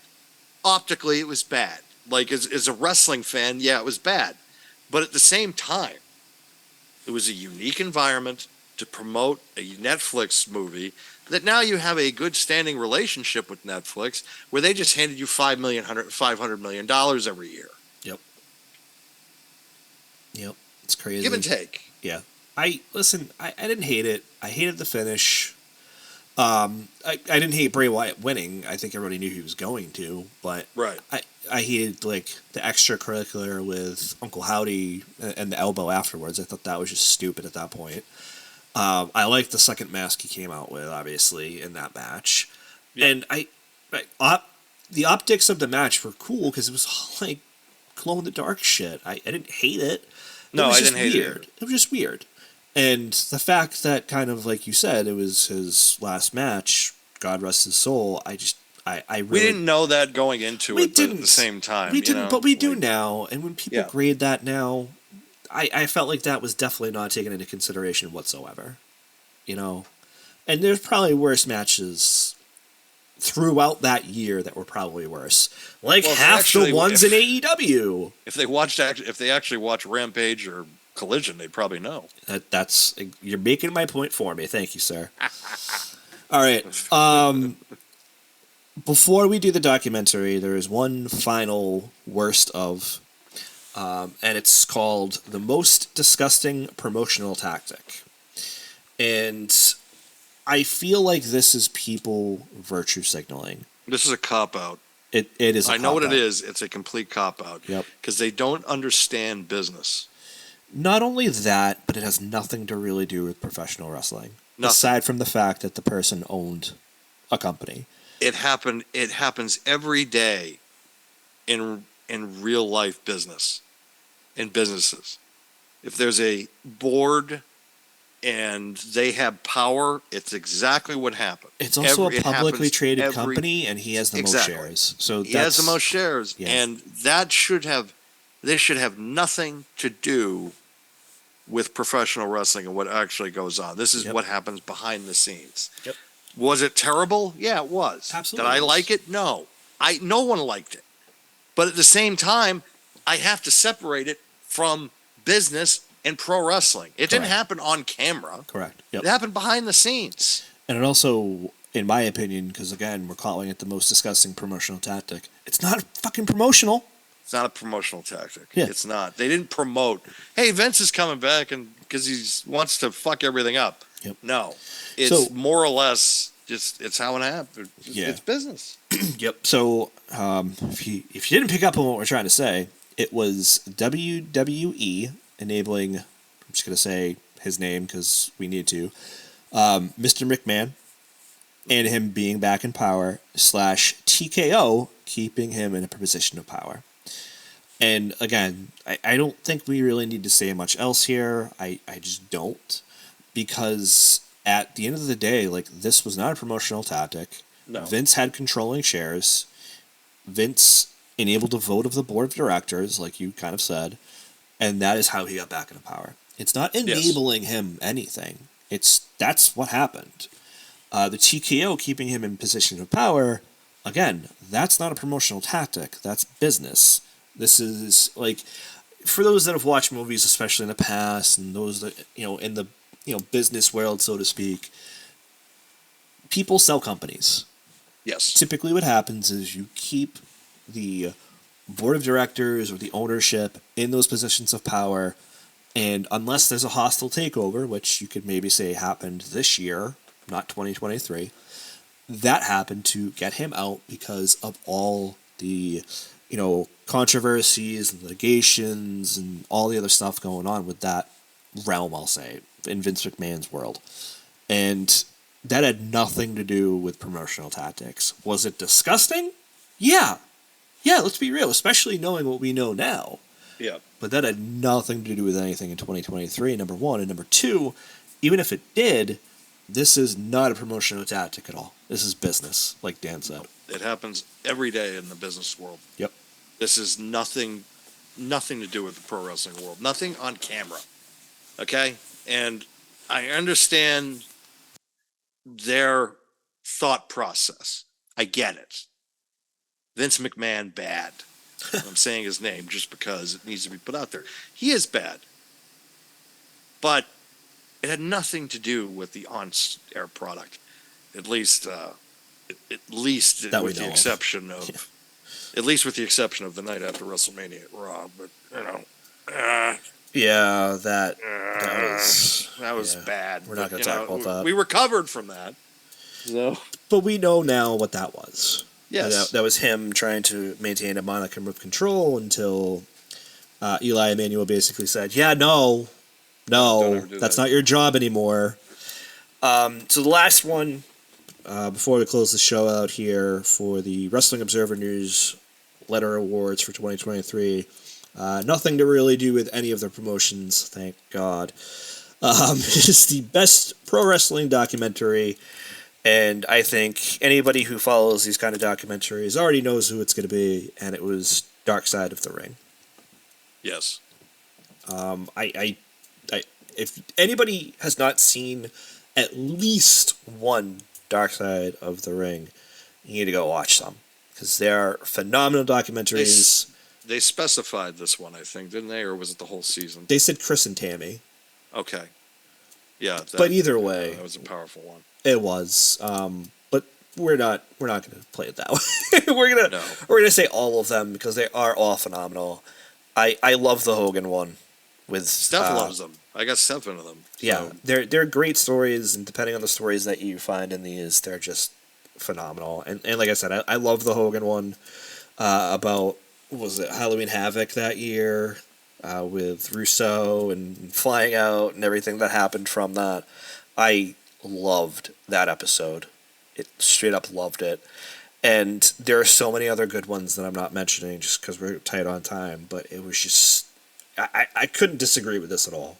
If you have a best wrestling documentary, regardless of which episode it actually is, this one, you know, I can't wait to see what they're going to be like in the future. No, the next season's actually coming out in a couple weeks. And they're starting with Earthquake. That'll be a sad one. That'll be a sad one, yeah. But definitely. I think this other season they're going to do one on the Sandman. There's some really good ones coming up, but yeah, I mean, I can't go wrong with Vice. They've done a really good job with those.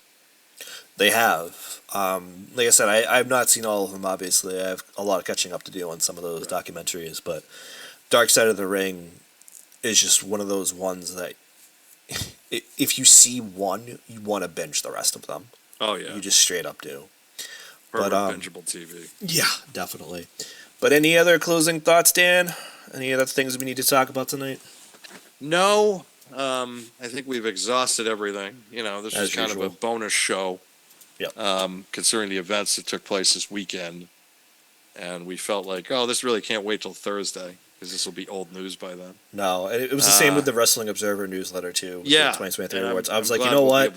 It was, we did the pre-show, and Dan was... timing. Yeah. We did the pre-show, and Dan was just like, I want to talk about... I was like, yeah, I want to talk about it, too. Exactly. Before he even finished the sentence, I knew. And we knew. I quickly grabbed about the all right, cool. Yeah, great. Yeah, exactly. And I quickly grabbed the newsletter awards little graph that they have, and I was just like, okay, we're good. We're good to go now. But do you want to do your plugs before we close out? Be sure to check out Pro Wrestling World Talks on Spotify and Apple. New episodes every Friday. Be sure to also subscribe to Wrestling Glory Days on Facebook, where I write every so often. Try to get a couple articles out a week. My time's been limited lately, so it's like, you know, but I try. Then, of course, try to find us on Facebook, X, Instagram, YouTube, of course. Make sure to like and subscribe. Diamond Cut Podcast Productions, and also The Shoot. We have separate channels separate like accounts for each. We also should probably like plug with The Shoot, theshootgmail.com. It's The Shoot 1, is it? The Shoot 1? I'm sorry, The Shoot Show 1 at gmail.com. At gmail.com. Diamond Podcasting Productions at gmail.com.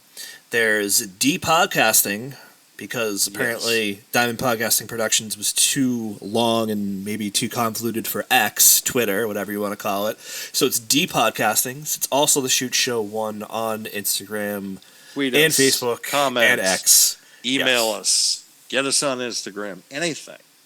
If you want to talk, bring up a topic or something, and we'll address it here. Because, you know, we're going to be entering phases of, like, especially after WrestleMania, where it's like we're going to be all systems go for a few months. And especially now in the month of March. We got the video game coming out in, I think, a week from Tuesday. So that'll, or at least that's when the early access begins. So I guess next week we'll probably be talking, that'll be a big topic, because we're going to want to take a break from Road to WrestleMania. Because that's just going to, mind you, we're going to still address the Road to WrestleMania. Yeah, we'll still talk about it, but it's going to be hopefully a bit... We are going to get times of like, okay, where else can we talk? I think it's going to be a little bit low-key unless they start the like main event conversation more so, like we talked about earlier. But we'll be doing other stuff. We'll try to see if we can do some gameplay when that's released, and we'll try to figure out some other topics for the months of March aside from those things, because I have like zero ideas because my brain is mush at this point. But yeah, definitely like, subscribe, share. You can do the same thing on Facebook, on Instagram, and on X. I believe we do have something on TikTok, but I don't think any of us have touched it yet. I haven't touched TikTok. Yeah, I don't even know how to use TikTok at this point. I think I just aged myself too, by the way, by saying that. But yeah, definitely like, favorite, subscribe, share, do whatever you need to do, get the word out, get people tuning in, watching, listening. Definitely comment on the videos. Let us know your thoughts about not only Elimination Chamber, but also some of the other conversations we have. General. Yep.